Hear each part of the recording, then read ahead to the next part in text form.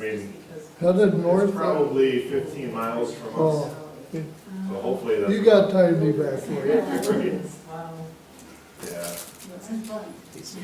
Well, it's gotta cross the river anyhow, right? it would, yeah. Yeah. Yeah. It doesn't sound good.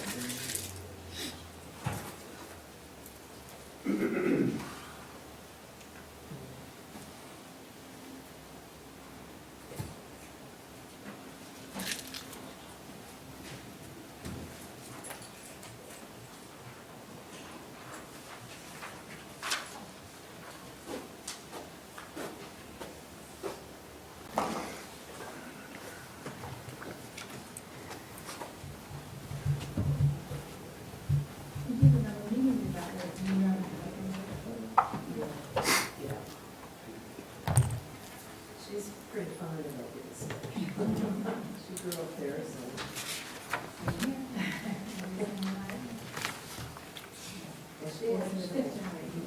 She actually went to Traverse City High School.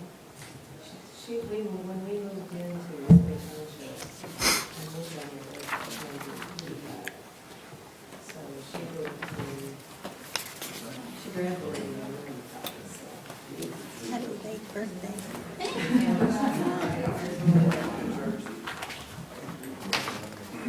I got all kinds of cables under here. Yeah, be careful, that's right. Got this one. Between the two. Could be worse.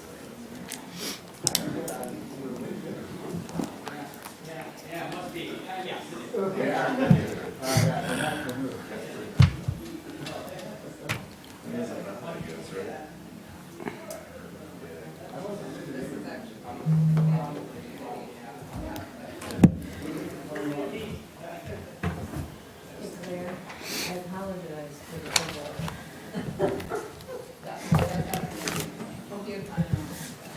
It was crazy. It was crazy. Temperature never got above 60. But we went out on the fields and watched a whole bunch of this glacier break off and landed in the water. And we had to outrun the waves that it sent out. It was huge.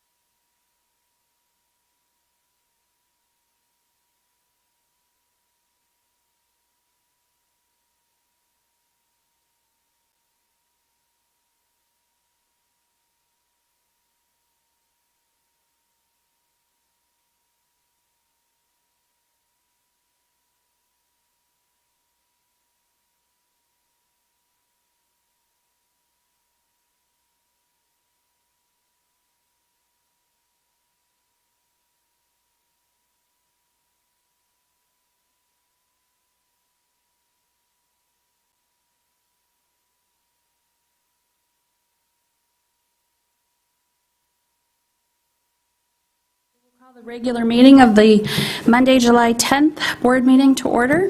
And if you'll join me with beginning with the pledge. I pledge allegiance To the flag of the United States of America and to the republic for which it stands, one nation, under God, indivisible, with liberty and justice for all.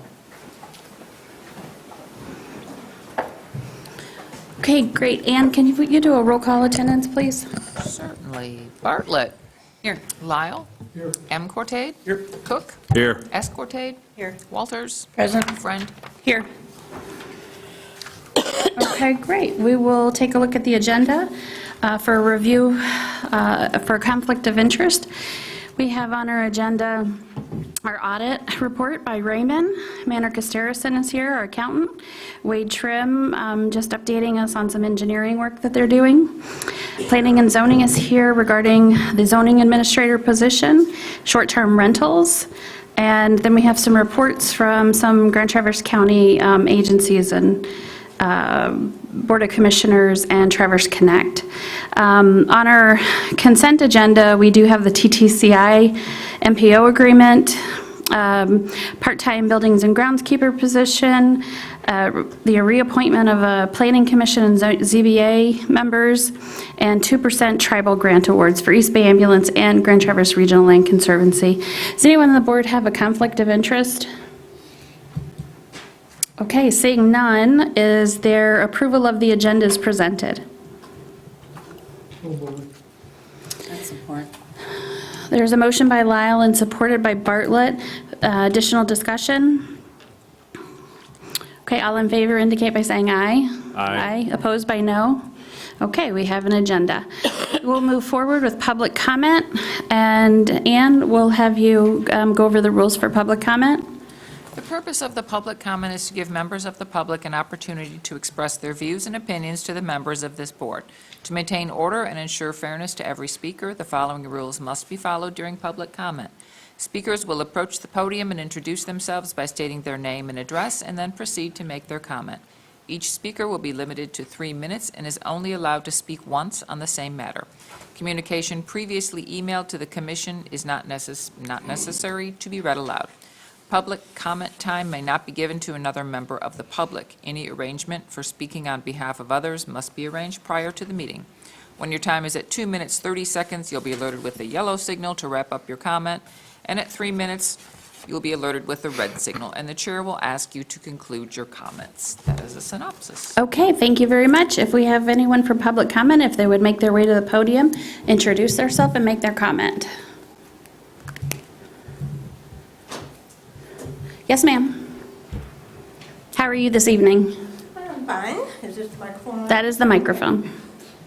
Susan Hem, 918 Juniper Street, Planning Board Subdivision. I just wanted to ask a couple of questions. One thing is, I know you're going to do a short-term rental from 3/4 to the 7-day, and I would like to know how that's going to be enforced. And also, I would like to know how you're planning to do the 1,000 feet apart between your short-term rentals and how that will be enforced. So that's the two things that I'm wondering. Thank you. Any further public comment? Okay, seeing no further, we'll close public comment. We will move on in the agenda to correspondence and reports. You have in your packet the Center for Local, State, and Urban Policy survey results. You have the Planning and Zoning quarterly report, East Bay Ambulance quarterly report, and then you have links to the various boards and commissions for the past month or their most recent meeting. Do you have any questions on any of those presented? Okay, and Susan, I didn't get the parks information until after I had the agenda put together. Did you have anything you wanted to report on for the Parks Commission briefly? Sure. Okay. If you will, introduce yourself. Susan LaRose, 5595 Traeger Road, Parks Commissioner. Just briefly, we're working on the 5-year rec plan. Currently, right now, the community garden. The subcommittee is working on the governance and the policies with that. We hope to get that all finalized in front of the Parks Commission before it's presented to the board. Holiday Woodlands, well, it looks like the RFP is closing today to seek a consultant on that community engagement. And we're planning an open house for the public on September 18th from 4 to 6 to review some things that we are currently working on in the parks. Any questions? We're hoping to be able to be here at your meetings. Again, it's been a long time, so it was stated at our parks meeting that one of us should be here, so. We look forward to you. The quarterly meetings are the best time to come, so that sounds perfect. Thank you so much, Susan. Thanks for being here. Okay, with that, we'll move on to the consent agenda. Ann, do you want to go over the consent agenda? Sure. The purpose of the consent agenda is to expedite business by grouping non-controversial items together to be dealt with by one board motion without discussion. Any member of the board, staff, or the public may ask that any item on the consent agenda be removed and placed elsewhere on the agenda for full discussion. Such requests will be automatically respected. If any item is not removed from the consent agenda, the action noted in parentheses on the agenda is approved by a single board action adopting the consent calendar. Okay, tonight you have board minutes from June 12th, 2023, regular meeting, recommend approval. From the general fund, check numbers 17958 through 18017 in the amount of $45,571.32. The emergency fund, check numbers 5350 through 5377, in the amount of $22,133.26. The receiving fund, check numbers 2905 through 2906, paid in the amount of $54,028.99. The escrow fund, check numbers 1951 through 1953, paid in the amount of $25,753.38. No checks were paid from the roads SAD fund. And there were two payrolls.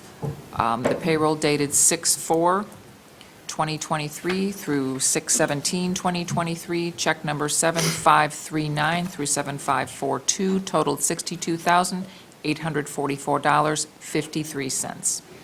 And the payroll dated June 18th through July 1st, check numbers 7543 through 7548, totaled $57,775.64. Total payroll was $120,620.17, and total amount paid $268,107.12. Proposed budget adjustments, BA 2023-11 through 2023-15. And other items, TTCI's intergovernmental agreement for participants of the Metropolitan Planning Organization, part-time building and groundskeeper, reappointments for the Planning Commission and Zoning Board of Appeals, and 2% tribal grant awards for East Bay ambulance purchase and the GTRLC. Okay, very good. Thank you so much. And GTRLC is the Grand Traverse Regional Land Conservancy. And on the TTCI intergovernmental agreement, that would be a resolution. So the number would be 2023-22. So with that, as always, we ask members of the board and public if they would like anything removed. Is there a board member who would like anything removed from the consent agenda? Okay, we'll ask anyone from the public like anything removed. Okay, we'll bring it back to the board. Is there a motion to approve the consent agenda as presented? I'll make a motion to approve the consent agenda as presented. Is there support? Support. Okay, motion is made by Cook and supported by Walters. Further discussion? We'll do a roll call vote. Ann? Sure. Cook. Yes. Walters. Yes. M. Cortade. Yes. S. Cortade. Yes. Lyle. Yes. Bartlett. Yes. And Friend. Yes. Okay, with that, we will move on to the business before the Township Board. And first on our docket is Raymond presenting the financial statements for fiscal year 2022. And we also do have two as a resource. And Steve, why don't you make your way up this way as well? Maybe sit up in the front there or pull up a chair to go over these financial statements. Thank you so much for being here, Steve. This is Steve Peacock with Raymond. Correct. The other Steve over there, in case you don't know, has a birthday today. I had to throw you under the bus. You Sorry. did? I didn't even know that. I must have said his name sometime today. It popped up on a Facebook feed. I'm like, what? Oh, my God. And you missed cupcakes. You'll have to come back tomorrow. You'll be here tomorrow?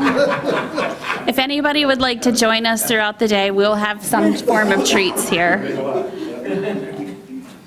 Sorry, I had to.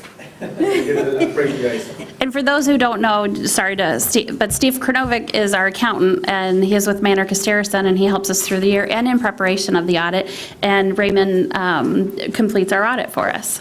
And we could not do our job without your fine work, Steve, so I'm building some friendship.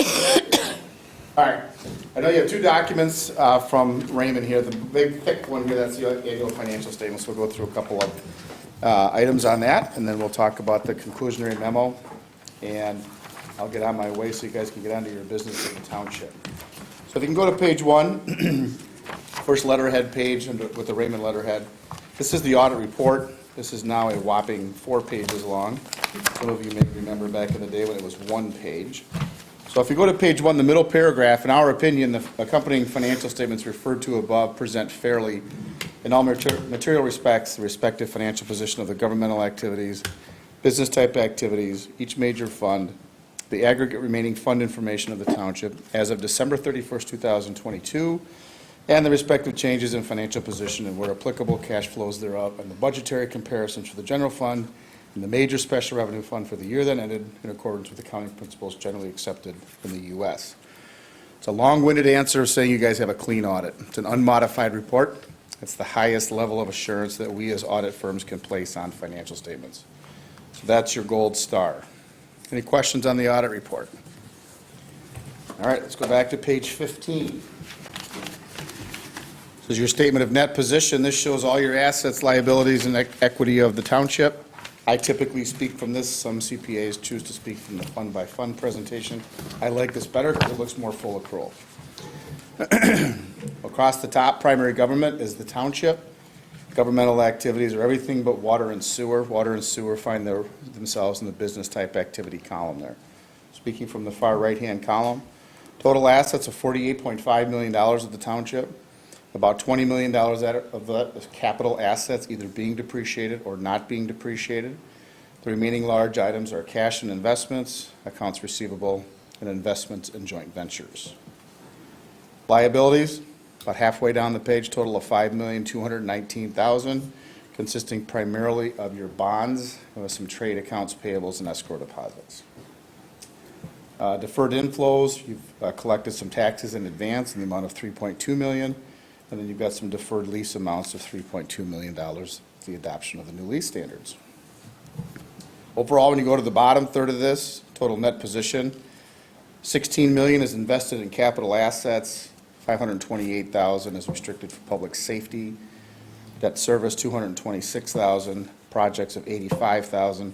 But the number I'd pay attention, where I in your chair, is that second to the bottom line, unrestricted net position of $20 million, and that's a pretty doggone healthy balance sheet. Any questions on that? All right, page 16 begins the income statement, or the statement of activities as it's used in the government world. A little different than maybe ones you've seen before. We start with expenses, and the captions on the left-hand side are the state chart of accounts and the captions we are required to use under the Michigan Treasury Manual. Next, going across the top, you've got program revenues you apply the expenses, items such as charges for services, operating grants and contributions, capital grants and contributions. And you go all the way down to the right-hand side, halfway down, governmental activities had a net expense of $3,051,000, and your business type activities had net income of $1,614,000. Remember those two numbers when you flip over the page? Coming across the top here are those numbers. Then you apply general revenues such as ARPA funds, property taxes, state revenue share, et cetera, tower rentals. So the total general revenues, halfway down the page, $6,077,000 for governmental activities, $248,000 for business type, overall $6,325,000. This third line from the bottom would be akin to, say, net income. This is revenues in excess of expenses. For the governmental activities, $3,025,000. Business type activities, $1,863,000, and total of $4,888,000. Add that to net position at the beginning of the year, and you get to your ending net position. So that third line from the bottom, that's a healthy bottom line for the year. And yeah, were I in your chair, I'd be pretty proud of that. Any questions on that? All right, page 14, this is probably the financial statement you're used to seeing. This is the fund by fund. So you got general, emergency services, municipal streets, and so What forth. page was that? Page 18. Page 18. Did I say 16? No, you said 14. Oh, wow, jeez.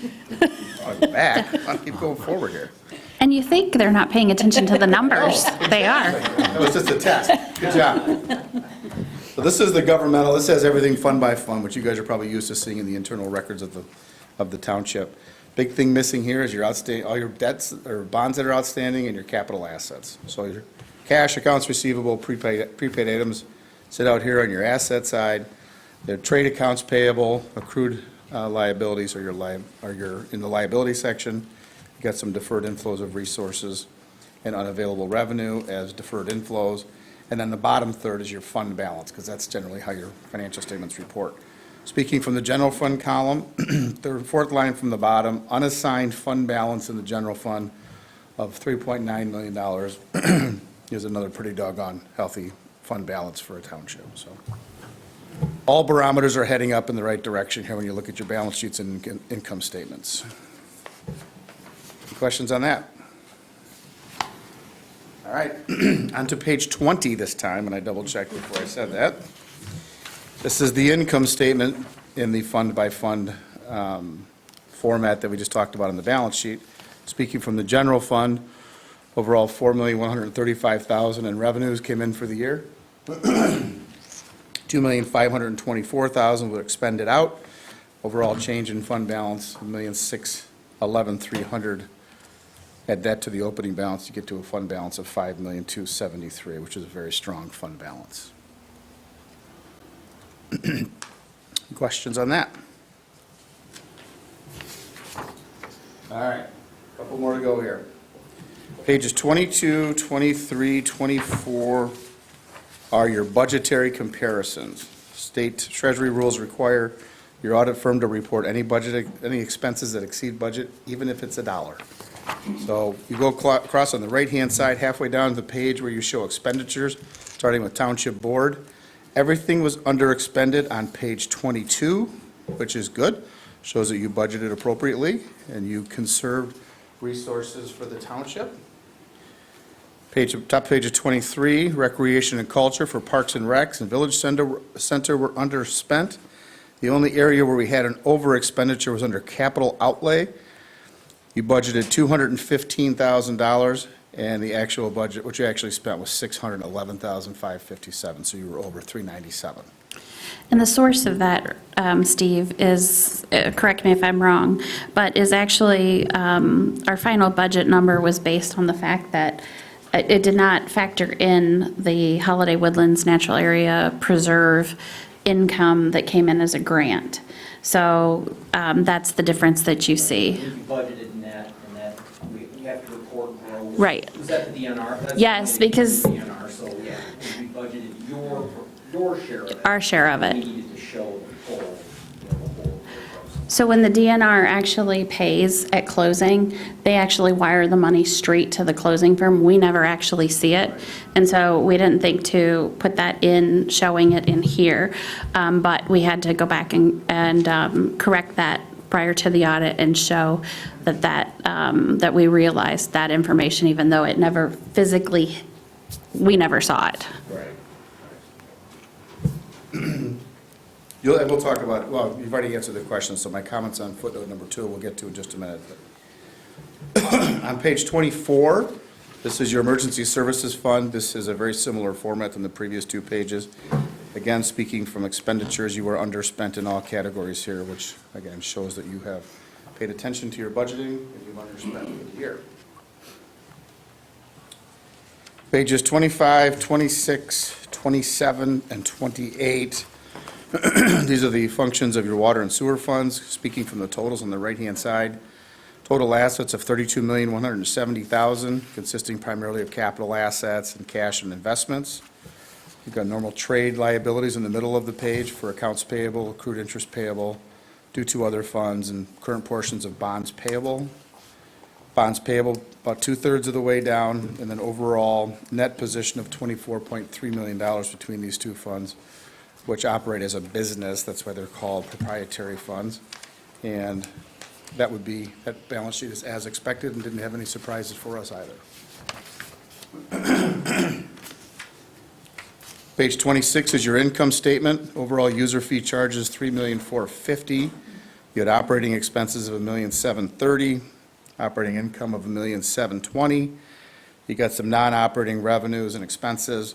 Overall change in net position, third line from the bottom, total column on the right, $1,863,000 was an overall increase in your net position from year over year, basically akin to a net income, if you would.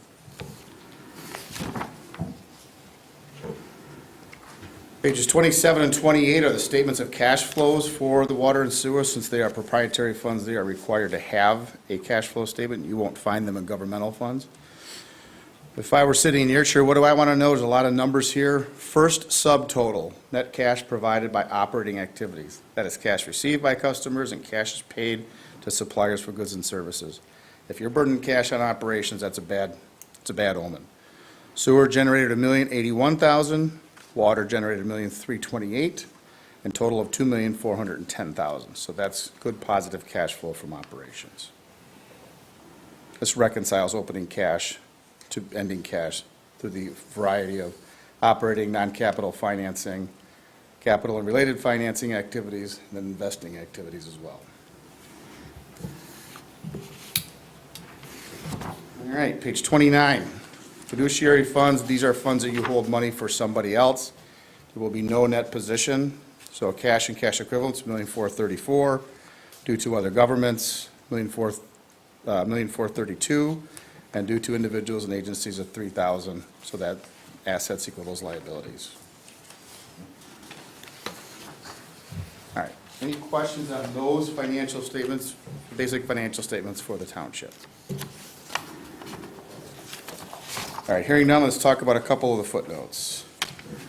If I can get you back to page 38. Budgetary information. The policies related to the budgets that the township uses are described in this footnote. As you go over to the top of page 39, you'll see the various items that you use in terms of doing your budget.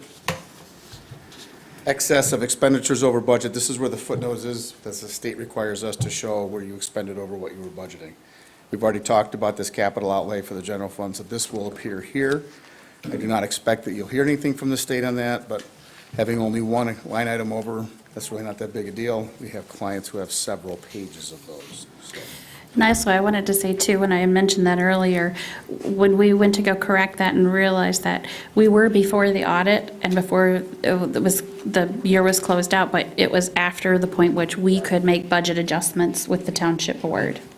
So. You are precluded from making adjustments after the end of the year. All right, moving through the document, the next item I wanted to show on here was, there's a variety of items in your footnotes. Cash and cash equivalents begin on footnote number 4 on page 40. Talk about the composition of those and the investments. Page 43 has a list of your accounts receivable. 44 has accounts payable and accrued liabilities. Interfund receivables round out footnote number 7.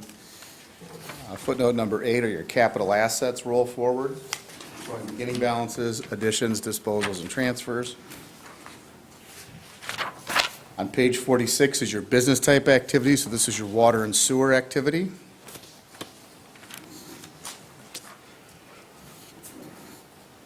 The top of page 47 shows your leasing activities for the township. Footnote number 10 shows your bond, notes, and other long-term liabilities in a table similar to what you saw for your fixed assets.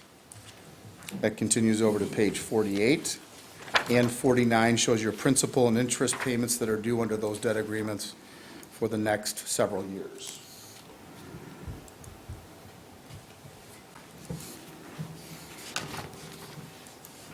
Top of page 50, we have a footnote discussing joint ventures. We have your master sewer agreement with Grand Traverse County. Your agreements with Grand Traverse Metro are defined in those brief footnotes. Risk management in page 51, footnote number 12. Every township is susceptible to risk. We have to have a brief discussion on that. Had we had any issues, we would have let you know before now. Property tax policies are defined at the bottom of page 51 under footnote number 13. Deferred compensation plan, pension plan, footnotes number 14 and 15. Your State Construction Code Act compliance is on 16, page 52. On to page 53, governmental fund balances. This is a deeper dive into your fund balances that we talked about earlier when we went through the financial statements. Concluding the footnotes on page 54, we've got net investment in capital assets. We have commitments and contingencies as it relates to the township in footnote number 19. And then the coronavirus, it's gotten a much more brief presentation now, rides out at footnote number 20, page 54. And that would conclude the footnotes. Any questions on that, on those? I generally don't talk about the small statements that follow the footnotes, so I'll get you back to page 62 and 63. This is a yellow book audit, which requires the audit firm to offer an opinion on internal control over financial reporting. So the language you see on page 62 is very similar to what you've seen in previous letters between us with the engagement letters and some of the vernacular we use in the audit report.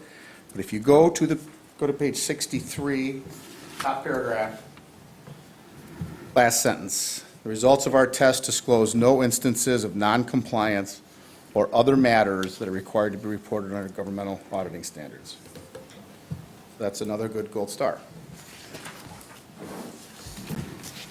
Any questions on the financial statements, the opinions, or the like?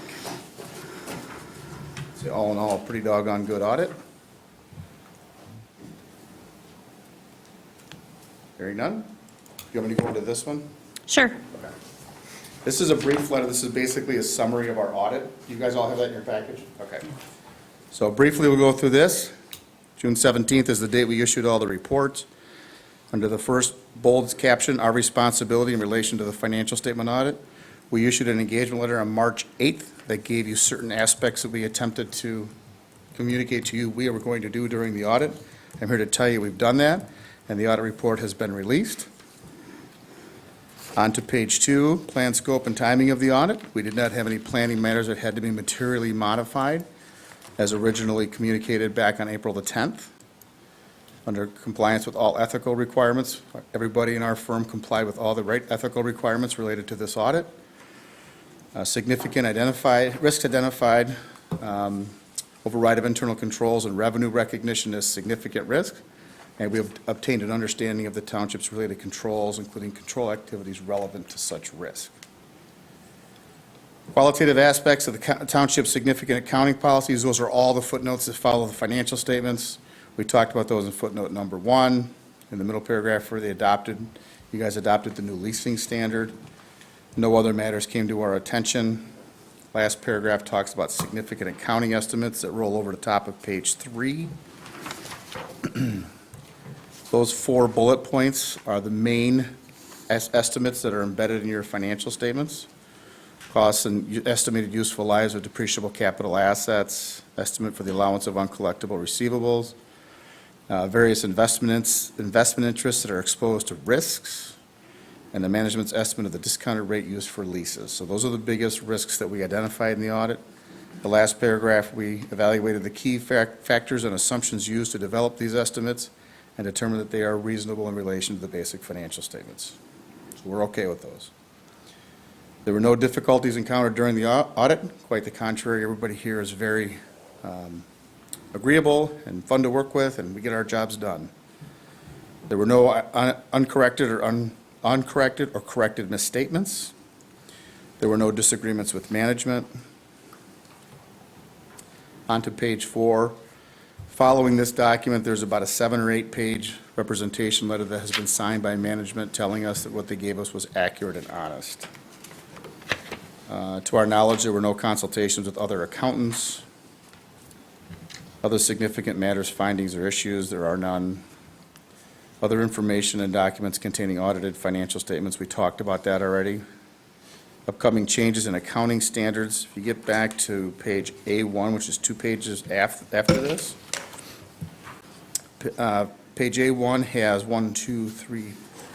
6 potential new GASB accounting standards that are coming out in the future. We will work with the township if any of these are going to affect the township's operations. So we will work on these as implementation guidance is issued, much like we did with the leases. B1, that has a representation letter that I do not have a copy of on my report, but I'm sure you guys do. That has all the information that management signed off that they provided to us. Questions? I want to thank you for working with us on the remaining 3-year extension that we decided upon earlier. So this is the first year of that 3-year extension, and I appreciate the work that Raymond did, and I'm sure Sue and Tracy do as well. We appreciate you guys as well, so it's always fun to come out here and see you guys. Thank you very much, Steve. Appreciate it. Steve will visit with you about any of the current financial statements, 2023, how that's going. Yeah, I didn't do a formal report because I know hearing from 2 CPAs in one night might be a snore fest, so we didn't want that. So we've gone through, after Raymond provided any entries that they had, we made sure that we had all those recorded for 2022. And as today I was kind of going through, and I know Beth and Tracy and I talked a couple weeks ago, you'll see some of the postings into 2023 when you collected certain revenues that we maybe have pushed back into 2022 into the audit report that you have in front of you, like, for instance, state revenue sharing and some cable franchise fees, ambulance revenues and that type of thing. So I was going through today, and I'll finish up tomorrow on kind of scrubbing the trial balance to get those balances that you actually collected in 2023 that we booked back kind of cleared out, so you'll have a little better picture of things for July. So I think probably that July through September quarter, when I come back in October, we'll have a better idea of where things stand. I mean, I think so far, nothing out of the ordinary, nothing, the auditors didn't have any entries that was, anything that was missed or anything that needed to be booked in addition to what we had already recorded before they started the audit process. So, nothing, major there. So yeah, that's kind of the goal for today and tomorrow is work with Tracy and Sue and kind of get the trial balance clean. So now that we know that they didn't have any additional audit entries or anything like that. So that's kind of the goal for today and tomorrow. So, and we're going to work on some of the various different projects that you have going, like the street lighting and the road special assessment district projects and so forth. Those things are somewhat unique. It's not something you do every day, so it's something a little unique that we're going to work through and try to condense and consolidate some of those. You have multiple funds if you looked at them, and I think some of those we can condense and make it a little bit easier for. Some of that's been put off because of the chart of accounts. Yes, that was, yes. So Finally have that done. Yeah, so we have a couple I think maybe one new account we might need to set up tomorrow that we'll talk about. But yeah, that was kind of one of the hurdles of getting through the audit and getting things recorded. It was about the time you were doing your chart of accounts conversion. So you had submitted information to BSNA already, so we couldn't create new accounts. So we had to kind of finagle a couple accounts to make it work to get the audit completed. Now we can formally create those accounts because we've got the information back from BSNA. So we can do that process. So that should be good too. I think we'll get those a couple of those taken care of tomorrow. But other than that, I think everything was moving smoothly. I didn't see anything out of the ordinary audit compared to what we had expected to see. And we've looked at the 2023, the first 6 months, and even with those adjusting amounts for the revenue, they're exactly what we expected and budgeted for. So there wasn't anything really that screamed anything out of 2023 that we were concerned about. And just the approach that we're taking is, we'll do these budget amendments on every quarterly meeting, and the process we go through is looking through those financials for the 3 months and even the year-to-date prior to that, and having staff go through their departments too, to make sure that actually everything that's logged in there looks good and accurate. And then anything, we're taking a look at the minutes for the preceding 3 months and making sure that any decisions this board has made is reflected then in our amended budget. So that's really all. Like I said, I didn't have anything formal, but just kind of give you a little bit of an update from post-audit to 6 months in.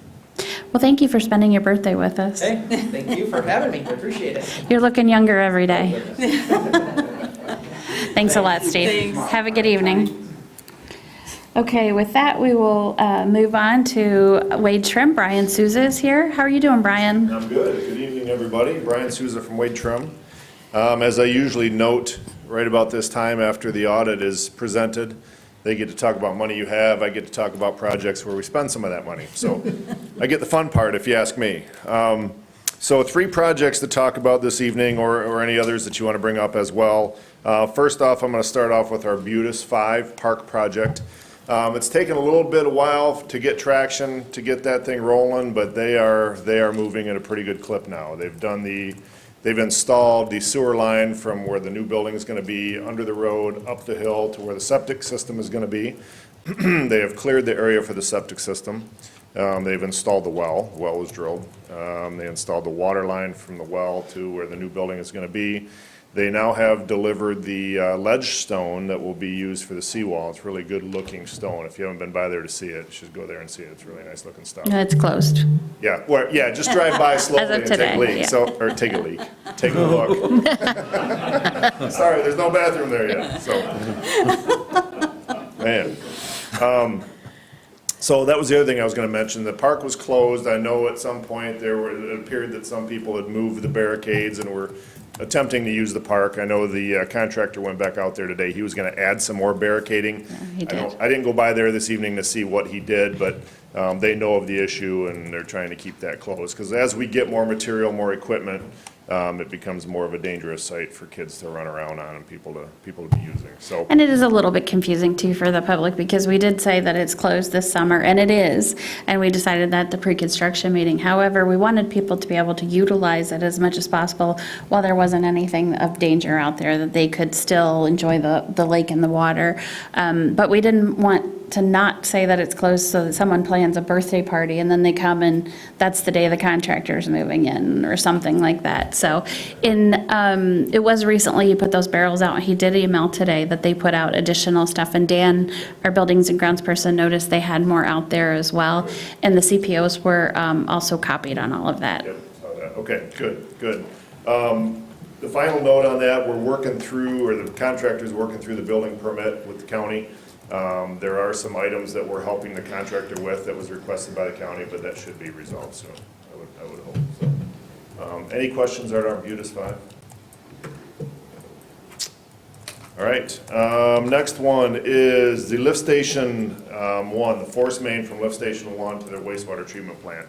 If you recall, the Township, East Bay and Acme submitted an application for funding to the state of Michigan, the SRF program, back in May, I believe it was, May 1st. So we have received the preliminary scoring from that.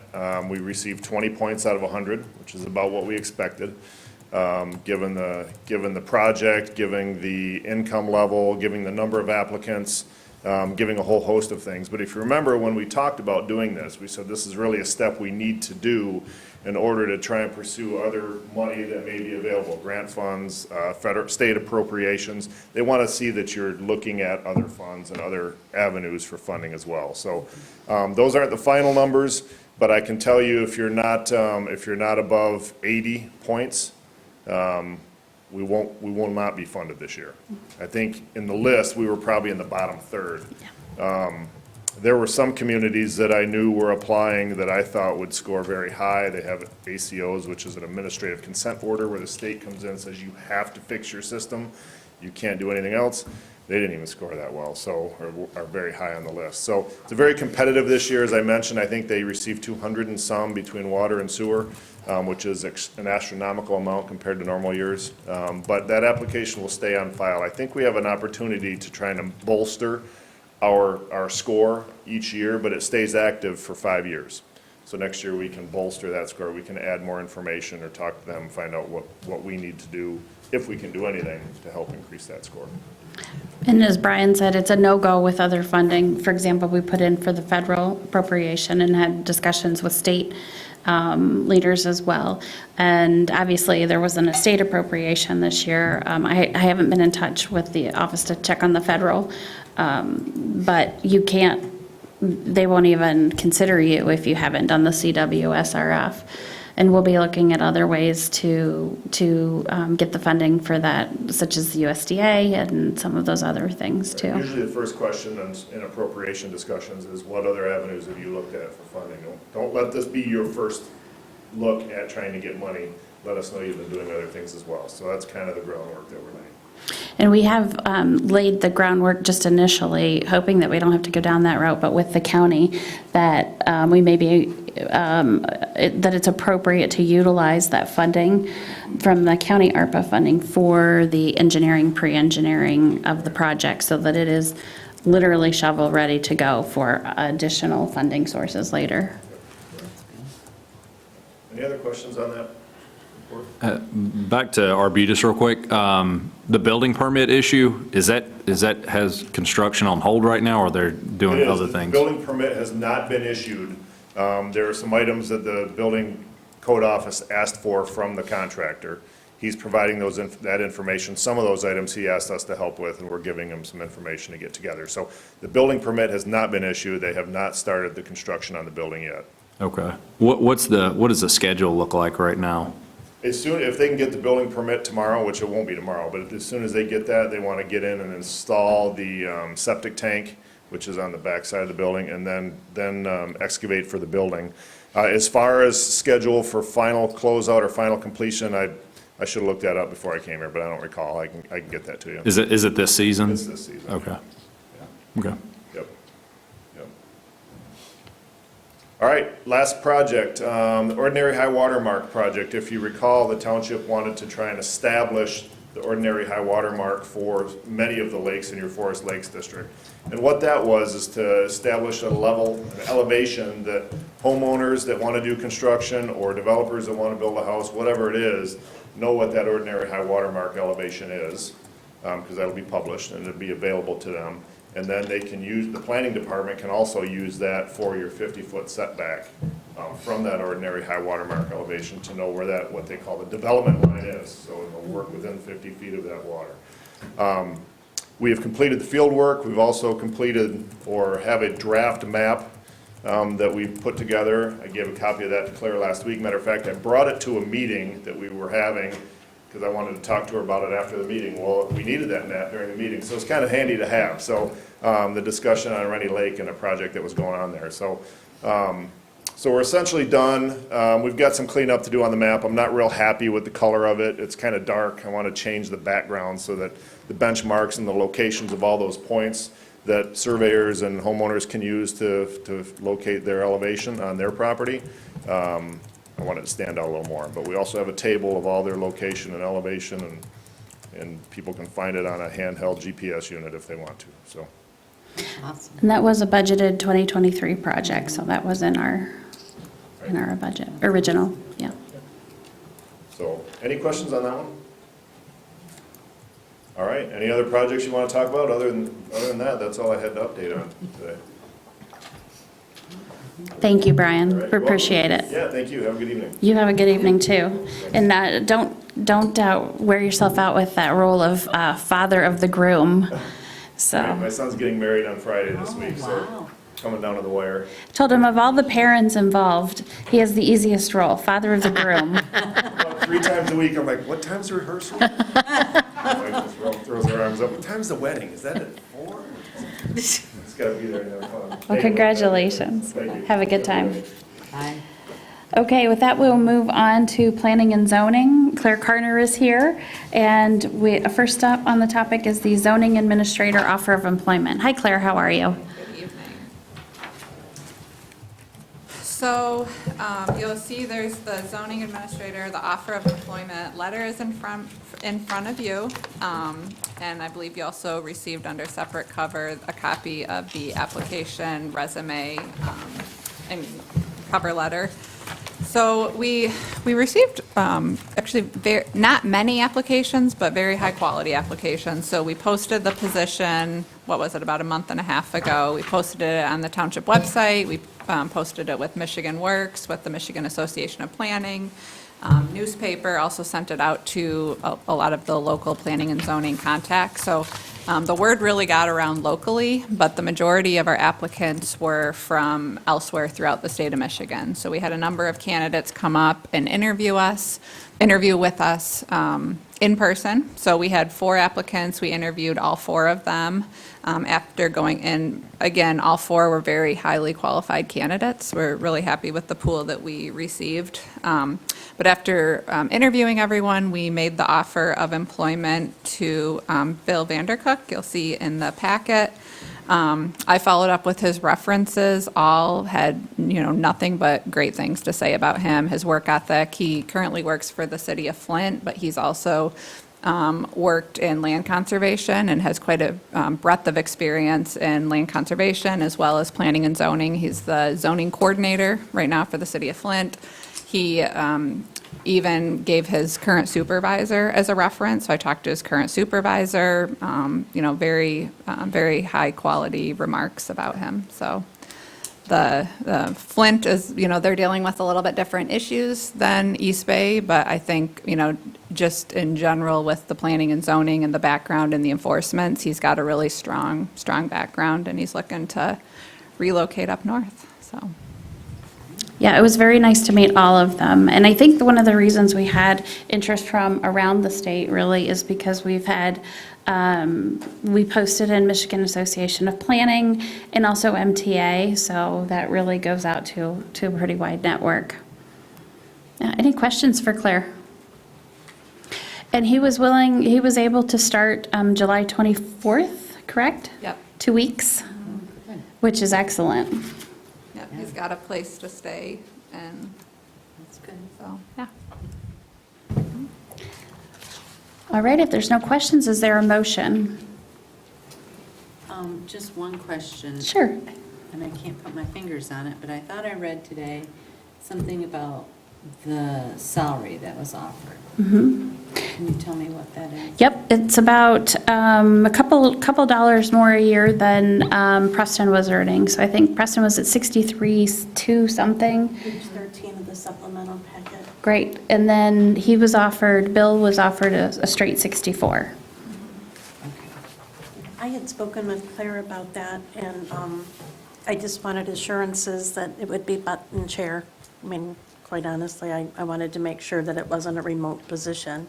I don't have a problem with the wage, I just wanted to make sure that they would be a physical presence here. I'm very comfortable with her answer. Yeah, well, we always do work with our employees and being flexible for whatever is going on in their life and what technology allows us to do. But yes, this is a position where you are here, just like Claire, me, assessing, and so forth. Okay. He's already credentialed, so it's not like it's a learning Right. curve. It sounds like Yeah, he'd be able he to can- jump right in. And He has BSNA background, so that's good. the utilization of the computer software was really a great point. And that's really part of the reflection of the salary that was offered and in comparison to the previous zoning administrator. Awesome. So I'm sorry, you're waiting for, Nope, that's fine. If there's a motion or other questions. I would make a motion to approve the offer of employment to Bill Vandercook as recommended by staff with salary and benefit detailed included in the aforementioned offer. Support. Okay, motion by Bartlett, support by Cook. Further discussion? All in favor indicate by saying aye. Aye. Aye. Any opposed by no? Very good. Well, tell Bill we're looking forward to having him when you talk with him. Will do. Thank you very much. Awesome.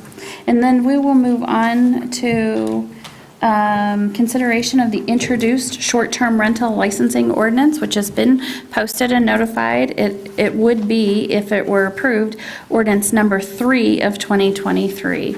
And Jacob Whitty with Fahey Schwartz is on the line with us. Hi, Jacob, how are you? Hello, everyone. Nice to see you again. Nice to see you as well. So with this in your packet, you have the ordinance that was noticed a month ago. You have an affidavit of the posting with the, just a sample for you of the verbiage that was posted. The communication received, which we did have further communication today, and I know that all of you check your emails pretty right up to the minute of the meeting, and so you've seen those. And then as well, you do have the policy that speaks to the notification of available licenses when they become available. And then the resolution, which sets the cap. So the one that if the board chooses to take action on this ordinance tonight, the one that is critical for them to pass as well is that cap, and to determine that and make sure that that's in place. The policy, if you have, changes, we can work with that and tweak that. But if you're fine with it, we could pass that as well too. So Claire, do you want to add anything else, or does Jake? I don't have anything additional to add. Oh, that's funny feedback. Oh. Sorry. I did want to just, because we are at the point where the board has the opportunity to approve this tonight, I did want to just thank Jake with Fahey Schultz. It's been really good working with them for the past year plus, as well as the township board. I know that this was a long process. It was a rewrite of an existing ordinance, but it did take a little longer than anticipated, but I think it was a good process. So I appreciate all the work that you put into this. So happy to answer any questions. Yeah, Jake, I think all of us feel the same way, and of course, we know your firm and the quality of your firm from interacting with you at MTA. But did you have anything else to add? First off, thank you so much. You're all too kind. It was a pleasure working through this process with you. And I mean, at this juncture, I think we've talked most of this to death. So unless there are any specific questions, I'm happy to turn it over to you. All right, very good. Can we just never repeat the conversation? I never want to go through the conversation we went through on the ownership issue that one time. That was just, that was like a lot of moving parts, but we came out with something that worked. So discussion on this or motion? So these are two separate votes, a motion on the ordinance, and then a resolution on the license numbers. Is that right? Yes, yep, Okay. absolutely. And then where does the policy falls? Because I guess that was added after the fact. It's a separate one as well? Okay. Yep, we have seen the policy before. If you remember, we Yep. talked about how do we notice this, and how would we be fair to people who are looking for those licenses. This would be resolution 2023-23.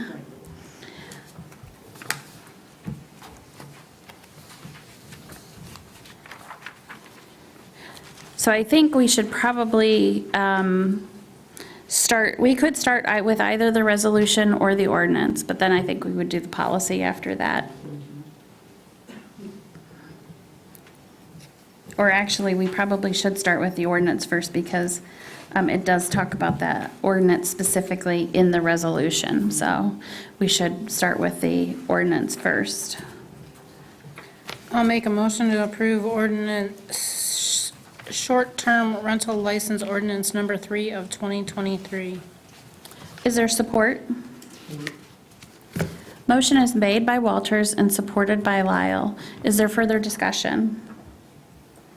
Okay, I did want to just let you know, we did receive a question today about the 7-day minimum as far as how that's calculated, and is it really 8 days, and is it 7 days? And it is written and interpreted so that it is truly a week rental. It is like, it could be from a Friday to a Friday, Saturday to a Saturday, that is 7 nights.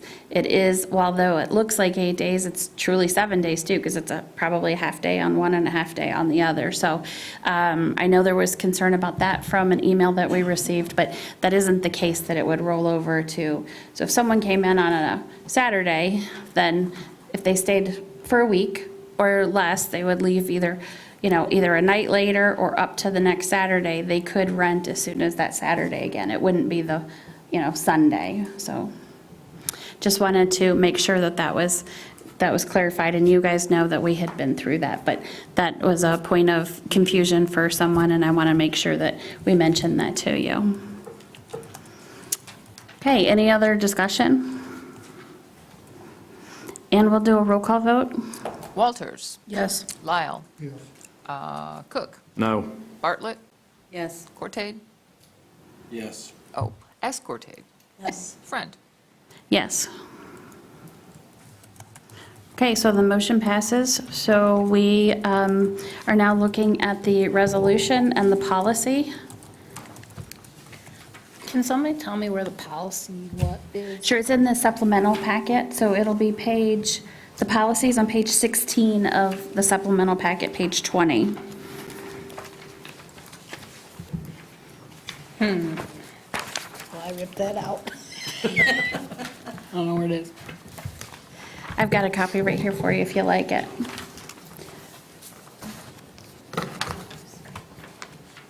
Oh, okay.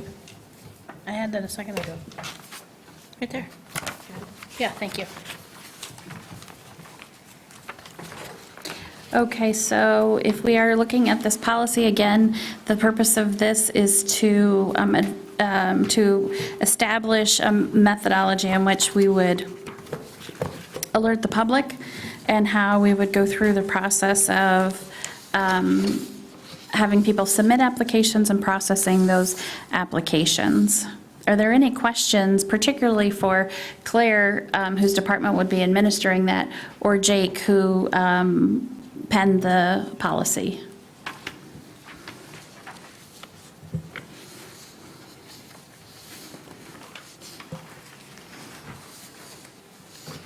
Is there a motion to approve that, or would the board like to still review that maybe for another month and bring that back?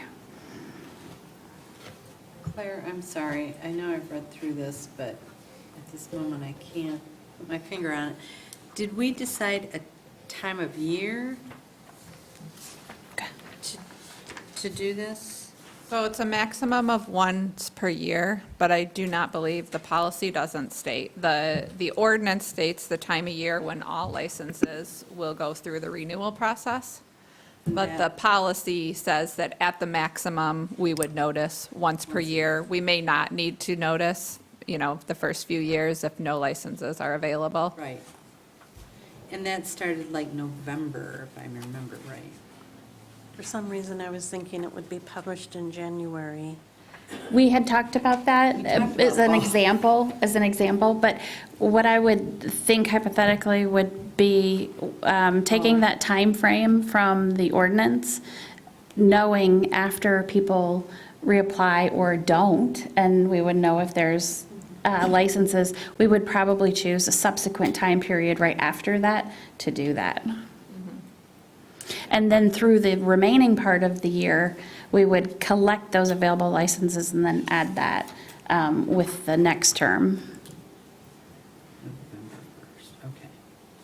Yeah, so we bumped it back a month. It was originally Right. that December 1st deadline, now it's November I 1st. thought that So was a little crazy. Yeah. And just to provide some clarity as to this point, the deadlines for like renewal applications are something that's only governed by the ordinance. This policy applies only to the issuance of new licenses once the number of available licenses dips below the cap. So, I'm sorry, so the renewals of the existing licenses stay on their existing renewal date? nope, they will all need to be renewed by November 1st each Okay, year. that's what I They'll thought. have. He was saying this They'll have policy. 45 days, for us to make sure they're Right. complete, and then another 45 days to issue the license. He was saying this policy only kicks in on new licenses that are issued. It's only related to new licenses. Noticing of, the availability of new licenses. Okay, yes. Okay, thank you. Is there a direction the board would like to take? I would make a motion to approve the short-term rental license ordinance. Oh, notification. Nope, you need this one right here. Approve the, Oh, I'm on the wrong one. yeah, because, let's see. You would just use that title to Okay. approve. We didn't have one. I would make a motion to approve the short-term rental license notification and issuance policy as presented. Support. Okay, motion is made by Bartlett and supported by Cook. Is there further discussion? The only thing I'm thinking about is I kind of would like to see a hard date in there, is when this would be posted when it comes about. It says it's to be determined by the planning office. But there's gonna be an awful lot of interest whenever we get to that. It's 10 years down the road. 10 years. And if there isn't an actual date, it makes it tough for those out there that would want to do it. They have to keep checking to get in on it. And so that's the only thing, and I don't see where there's a problem to say that if all licenses are due by November 1st or whatever it is, that by January 30th will be the date that we'll, or whatever it would be. Yeah, I think that's a good, Just to share, I guess, the intent behind drafting it, it was deliberately left flexible as to a date in recognition of what I think the reality is going to be, is that it's not going to be often that an available short-term rental license pops up. So if, for instance, you had a fixed date in November, where if there's an available license, that's always when you would provide the notification. If, for example, a license became available in December, you'd have to wait, another year to advertise that available license. So this way, once a license becomes available, and if it doesn't seem to, the township that there's going to be more immediately becoming available right afterwards, it can, whenever it's, reasonably convenient for everyone, publish the notice and advertise the available license. And I mean, there is also a publication requirement, so I think at least that'll somewhat reduce the chance of someone missing the application window. I also think, and I could be wrong about this, but the timing, I think that this language was drafted, although it was gone over again since then, but I think when we originally drafted it, we didn't have that window defined of doing the annual renewals so that we knew exactly when we would be doing it. So, but again, this is a policy that we can easily change. So as we go through this, especially in the first couple years of seeing, say, for example, we go through it and we're not anticipating, based on this board's discussions, of having any available licenses right off the bat. I think we can see how that goes and then potentially come back with anything as we look at this policy and say, if we were implementing that, how would that have played out with the set of facts as we go through it? We could always adjust that, bring that to the board. Which is one of the reasons why we pulled it out of the ordinance, so that it could be done without a prolonged discussion of changing the whole ordinance. Yeah, actually, that was the cap, but yeah. Well, I thought both of them. It could, yeah. Yep. So remind me, you guys, where we were. Did we have a motion by Bartlett and support by Cook? Okay, further discussion. Okay, all in favor indicate by saying aye. Aye. Opposed by no. Okay, we've passed the policy. Now we have the resolution establishing the cap. And Claire, do you want to talk about the cap that's in here? And I think that we have talked about this before, but that's the level that we set where the last board's, the last time that we discussed this as a board, where the board kind of settled with that. I will say personally, I was quite surprised. I've said this to a couple people. When we were bringing this first to the board, I kind of expected or anticipated them setting a cap a little bit higher than what our current one was. So we were surprised by that. And that's fine. We're set it at, is it 2.5%, Yes. which equated to 145 with the working through those housing numbers.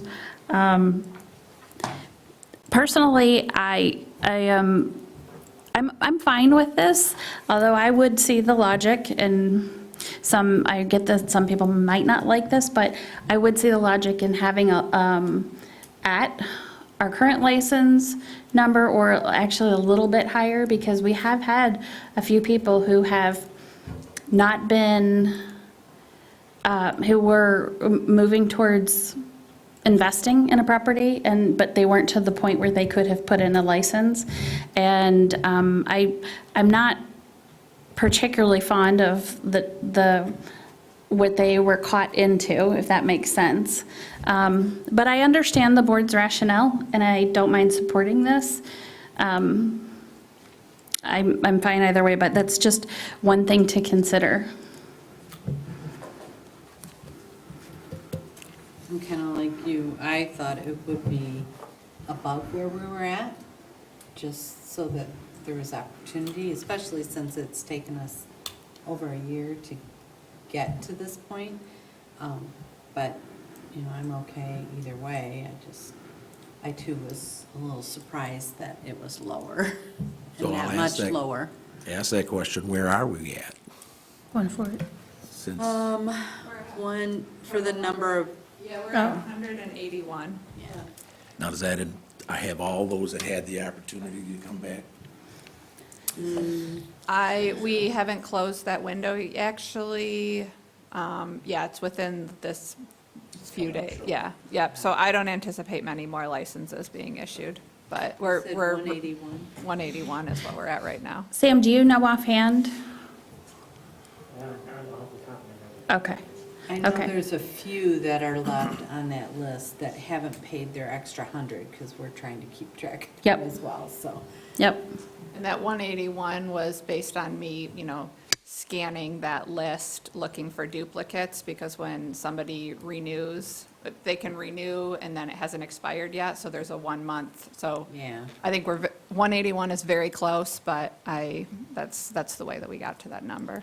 And if you recall, there was the people who had that year, that were in that year gap in front of the moratorium, and then there were two that had their applications in, Yes, right, there were didn't have their 24 COs. that were given, 22 plus the 2, so 24 were given the opportunity. We're at 168, so we've increased 13 approximately. But I know of, two more that had inquired right after the moratorium that had been investing and constructing, and I get that you can't meet every single, there has to be some deadline, but I just, it's a difficult time. Although I will say, there is there is a shortage of long-term rentals, so we have said that to those couple individuals.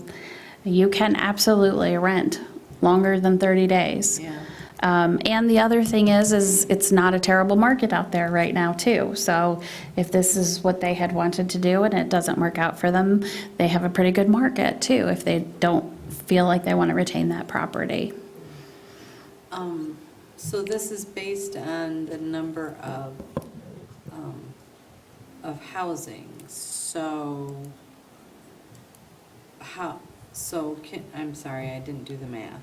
So what's the percentage that we're at, the 181, do you know? Of total housing stock?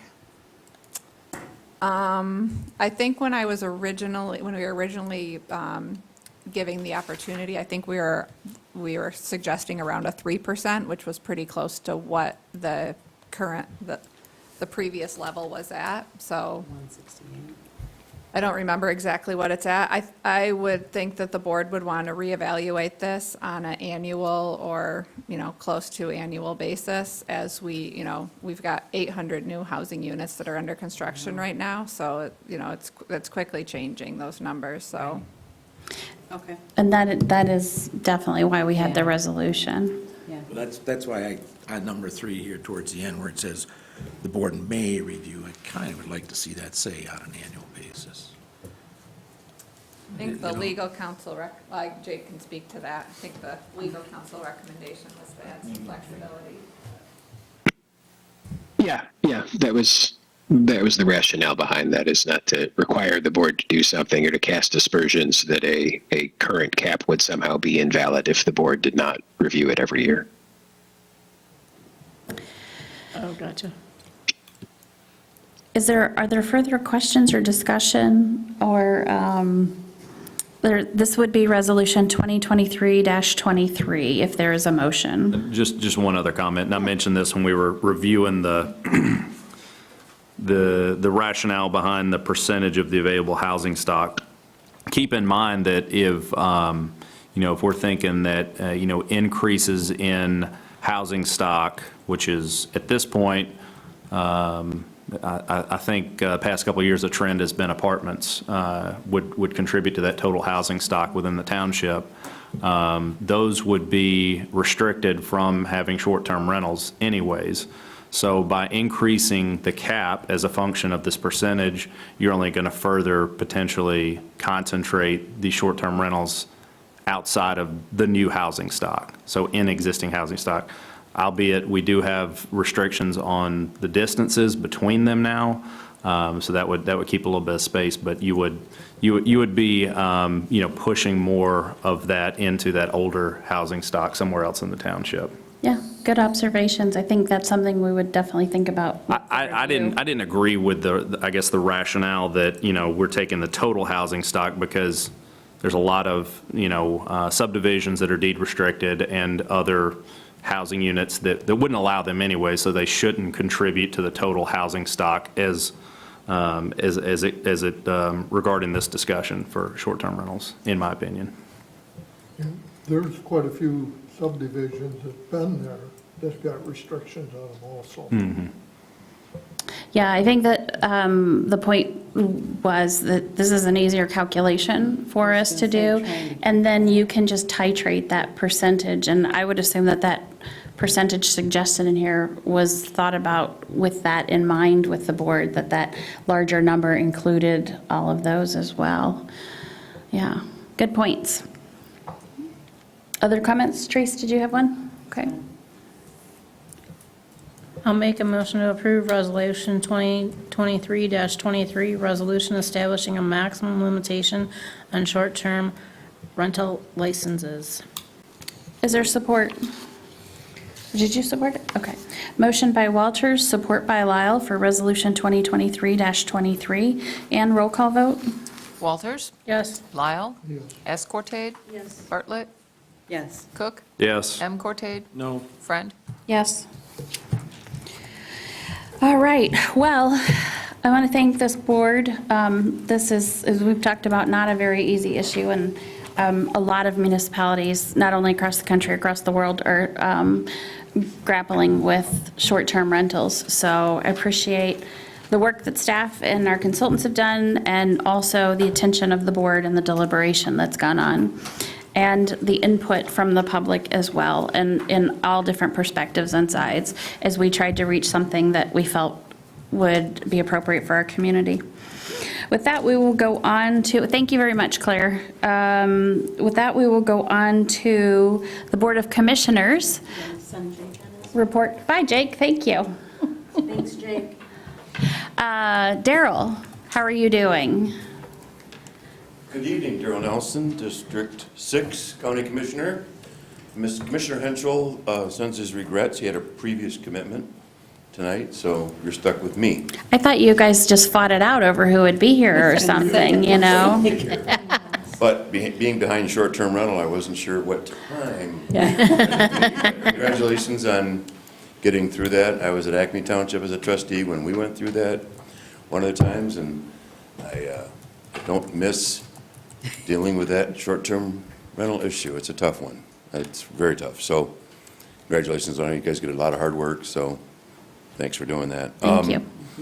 We haven't had a meeting since June 21st. We have another one, not this week, but the following week. But we took the week of Cherry Festival off. So, but at our meeting on the 21st, we did a lot of really big things, kind of put the capstone on one of the first things I want to talk about is the community mental health. At the ARPA awarding, we reserved $5 million to set aside for future use with community mental health. We've got some real issues, and we were looking for, we're calling it access point, where whatever your issue is, you've got a spot you can go and get help, immediate help. And we think we found a spot. There's a building up at Munson. We've approved for Northern Lakes Community Mental Health and Munson, and with our help, and then there's Lakeview Consulting to kind of come up with an agreement of how that looks. My concerns are we don't want to spend a whole bunch of money remodeling a building that then we can't sustain a program, because a building is not a program. So part of that, my cautions were, and some of the others, were that we see how this program looks. Now, a lot of it's going to be Medicare, Medicaid, private pay, but there's also a state program that may help with mental health funding for the people that don't fall within, that fall between the cracks of that. So our intention is anyone that can go there can get help, and it's sustainable, and it's a building that Munson owns, so we don't want to spend a bunch of money on their building, and then 3 years from now, we just can't fund the program. So that's a big deal for our community, so I'm excited about that. At the same time, at the same meeting, we formed a task force for the opioid settlement money, but it's $4.6 million that so far that Grand Traverse County is going to be getting, and that money is going to go up. There's other lawsuits that are going through, and although that sounds like a lot of money, it's not a lot of money, and we could, just sprinkle that all over the place and not really accomplish anything. So what I was really proud about is that there was like 24, 25 community mental health, drug addiction treatment, law enforcement, all in the room that day talking about the community mental health and this opioid task force. We've got a 9-member board that's going to work very hard, and with a lot of us other people like myself on the outside helping to try to make sure that this money is spent wisely. We've got everything from prevention to EMS, law enforcement, to treatment, to family treatment, to then follow up and trying to not have recidivism. And then that includes, there's incarceration parts of that. So there's a lot of different stages to that.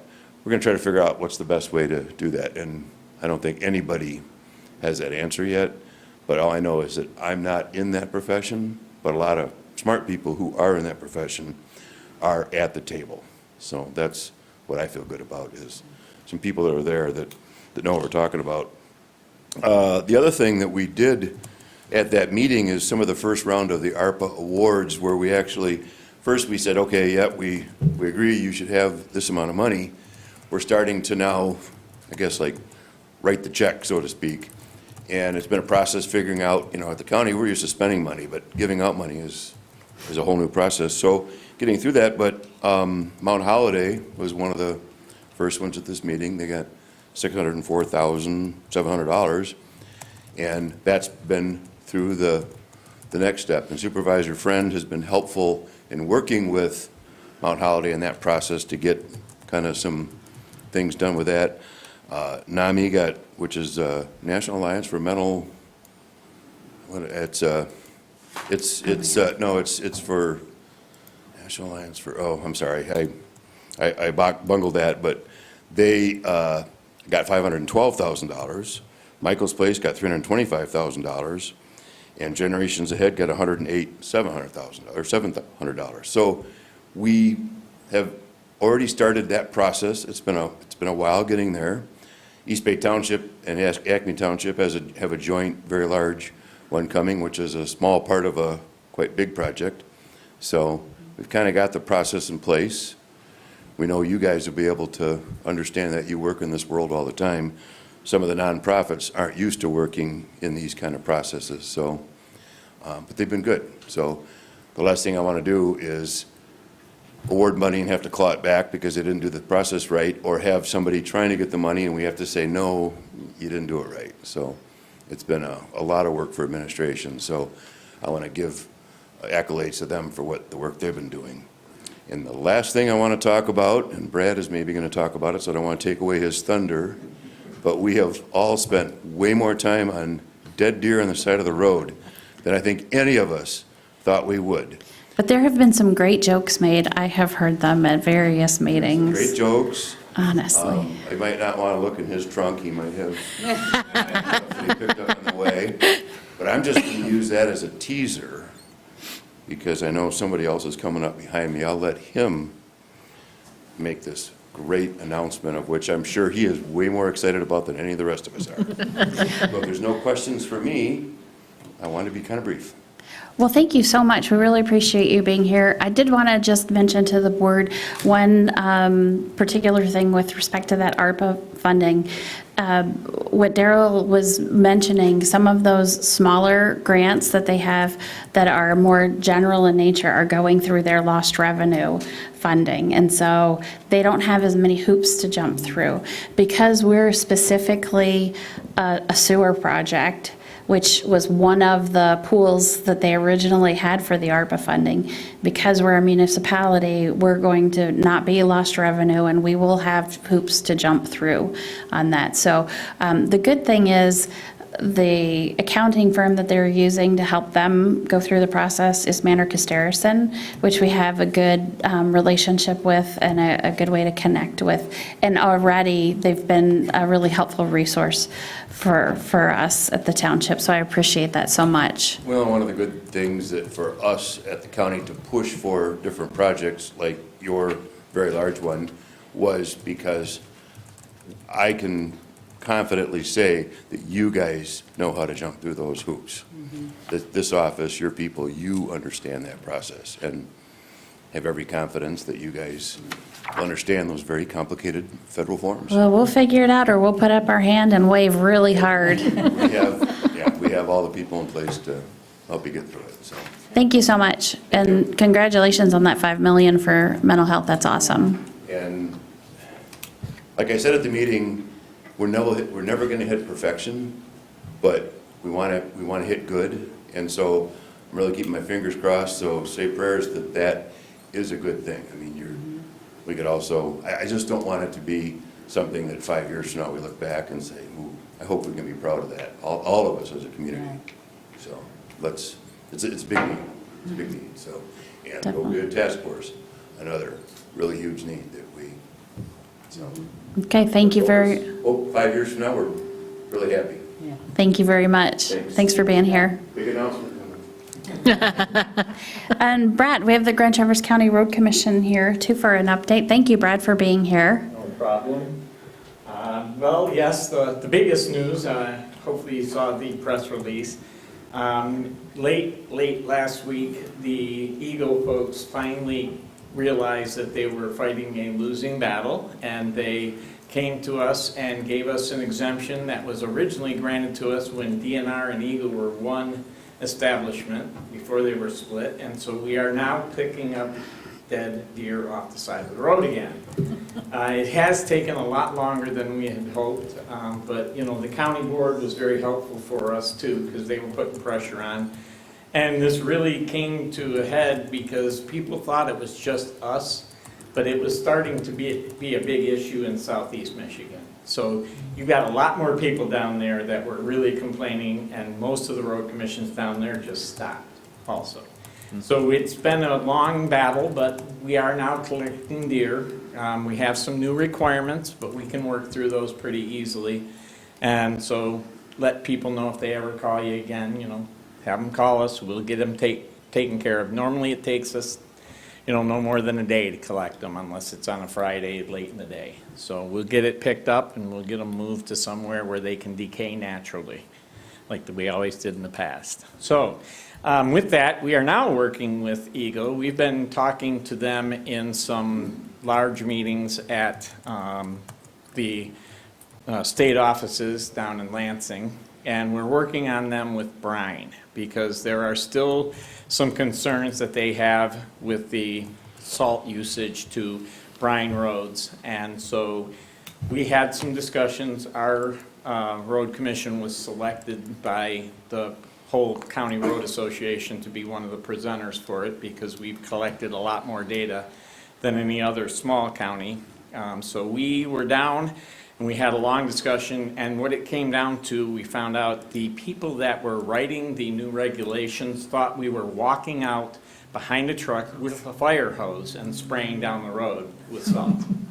So they've never obviously seen a brining operation, so we had some footage that we did to show what happens when they said they wanted every time it was anywhere near water, you'd have to stop. So we had some footage that we collected of brined areas going into dirt, going back into brine, and showed the just massive cloud of dust that pops up when you go into that. And so we now have it extended through this year. They're still talking about some controls, but they're really not focusing on us now. They're focusing mainly on Metro Detroit and Grand Rapids, simply because they have such a large number of roads and they're using a lot of material because of the number of roads they have, so they're having more of an issue. We really haven't had the issue, and we're using a product anyway that's a much better product for the roads. It stays in the ground, so everything looks pretty positive for us, and we should be able to keep it going. And speaking of, we're getting ready for the second brine. This has been a very, very dry summer so far. Even with the better brine that we're using, we are seeing some dust, and we are getting a couple of complaints here and there. We were hoping it was going to rain this afternoon, like they said, but we got nothing. And that stuff is much better than the old mineral brine, because if it does rain, it will reactivate and it will re-solidify that. And that's the biggest problem now, is it's just so dry. A lot of it's starting to get broken up, and you're getting through into lower layers. So we are going to be starting grading here towards the end of the month to get ready for that next application, and we'll get it taken care of, and that should be good. We are going to be pulling soil samples next spring to determine what residual levels of chlorine you have in your soils, so you know, okay, do we need to do 2 applications, or are there some roads that we can get by with 1? So we're working on that. We're working on getting a GIS map set up for all of it, so you can see where we've been and what we're pulling on data on some of these locations. So, had some questions about some road construction that's coming up and what's been done. We had some questions because of the fact that Parsons Road was resurfaced, where instead of being 3 mile, and I want to make sure you understand that the way we get funded for a lot of these projects, they're all different funding sources. And so Parsons Road was a simple rebuild type situation. It was paid for under small urban funds, which will come out of MPO funds in the future. It would have been that type of project. But 3 mile, even though it has been taking a massive amount of traffic, was never considered an all-season road. So during the winters, as we'd come into the thaw, it was a problem because we had reduced speeds, reduced loads on it. So we got a federal aid package on that to deal with moving it to an all-season road, which means then that we can have truck traffic running it throughout the year, which is an important thing, especially being on 3 mile. It's just a major thoroughfare. So we're trying to get more and more of the roads in this area of the county built to those all-season standards. We also have plans now. We're getting started looking at Town Line Road, which is absolutely brutal. We thought there was going to be some development, but now we're hearing now they're not quite ready to do anything, so we're going to move forward with Town Line over the next 2 years. Next year we're going to hit 3 mile. It will be reconstructed next year. It will be widened somewhat, especially on the south end, to add some turn lanes where the new subdivisions are being built or planned unit developments. So we're working 3 mile for next year. Town Line is probably looking for 25, And then airport is a much more major project because we have a lot of drainage, but airport from Garfield out to 3 Mile is probably the next section we're going to be working on. And that one has a lot of drainage issues. So we've got to get that, we got to find a way to pay for the drainage portion of it because it is very substantial. So we're looking at some federal aid projects or some funds that we might be able to get on a grant for something like that because of the flooding history that we've had along Airport Road. So we're hoping to see that, no later than 26, but it may be delayed depending on when we actually get approved. As you are well aware, grants, you put it in the first time, whatever points you try and improve what you're going to do. So if we can get it first time, that's great. We have a great grant writing team working on it for us. So that's another plus heading forward on that project. Would like to say thanks for getting involved in some of these special assessment districts. I know it's always a challenge for everybody involved, but the citizens that have been talking to us, we've been dealing with, and we are working to get a lot of different things squared away so that by next summer we have an actual plan in place that they can start on our website and actually go through it. Our website was close to being released, but they found some errors in some data, and it was taking to links that should not have been linked. It was old data. So we're very close to releasing our new website. When that comes out, that application type thing will be there. And at that point, we're going to want to talk to the townships and make sure, how you want to deal with your special assessment districts. And then the last thing I'd like to say is we're still hoping to get either board members or staff members from your township to come in and either come to us or we can come to you and run through our asset management for roads. We understand that you aren't the road experts, but at the same time, you get the complaints and you hear about where the problems are, and you also are farther ahead on the development. So when you start seeing roads, we don't want to be going out onto a road and making plans to resurface a road if they're going to be building a subdivision in the next couple of years. We'd rather wait till the subdivision's done and then move into it. But we would definitely love to get started on that. And as part of the project and the way we have our licenses set up for that, you actually have a license of ArcGIS that you can use, and we can show you how to use it to add other things for your own use too, and we can set you up with a baseline asset management for your buildings or your parks or whatever else if you want to try to do something like that. So Brad, that's one thing we had talked about that I was going to email the board, but wanted to get the board's thoughts on, we were going to meet this summer in a special meeting regarding the roads and the GIS that you had done with the roads. And then when we talked, you had mentioned, well, we're really looking to see where the developments are going, which is more staff. So I wanted to, ask the board if they were wanting to be involved in that process or leave that with planning and zoning or planning commission type things, or how they wanted to proceed with that. As I mentioned to Brad, we're not the road experts and we don't want to be the road experts.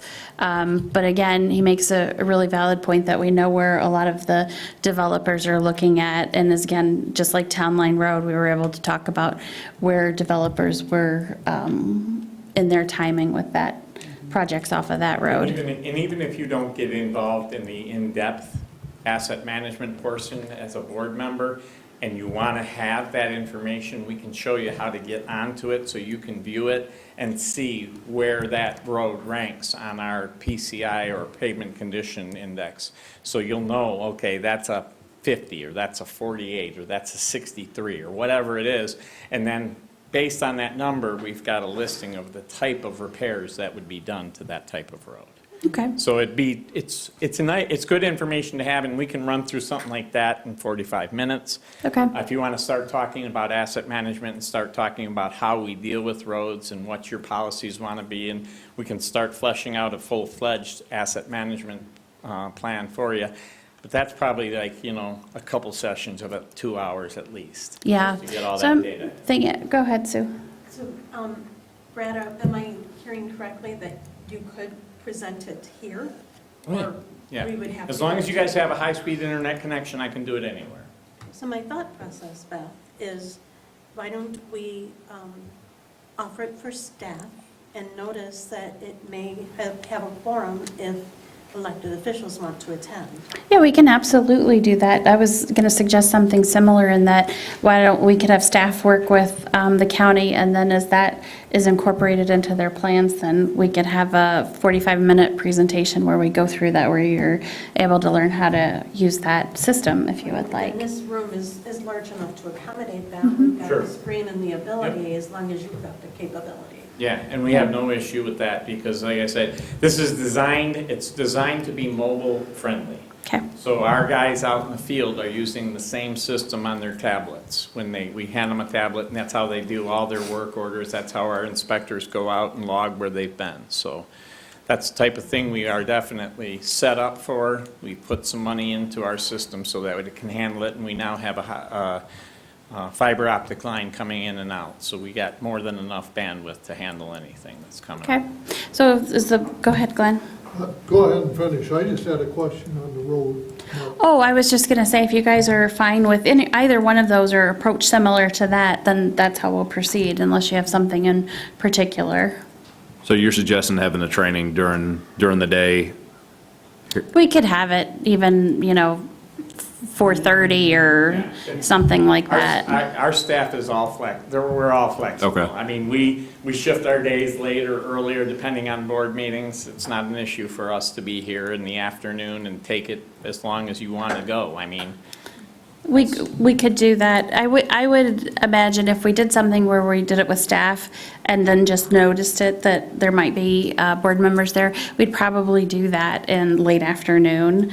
If we did it another way where, staff meets with them and gets something, and then we're going to show the board the results of that and the system, we would probably do that at a regular meeting time, something like that.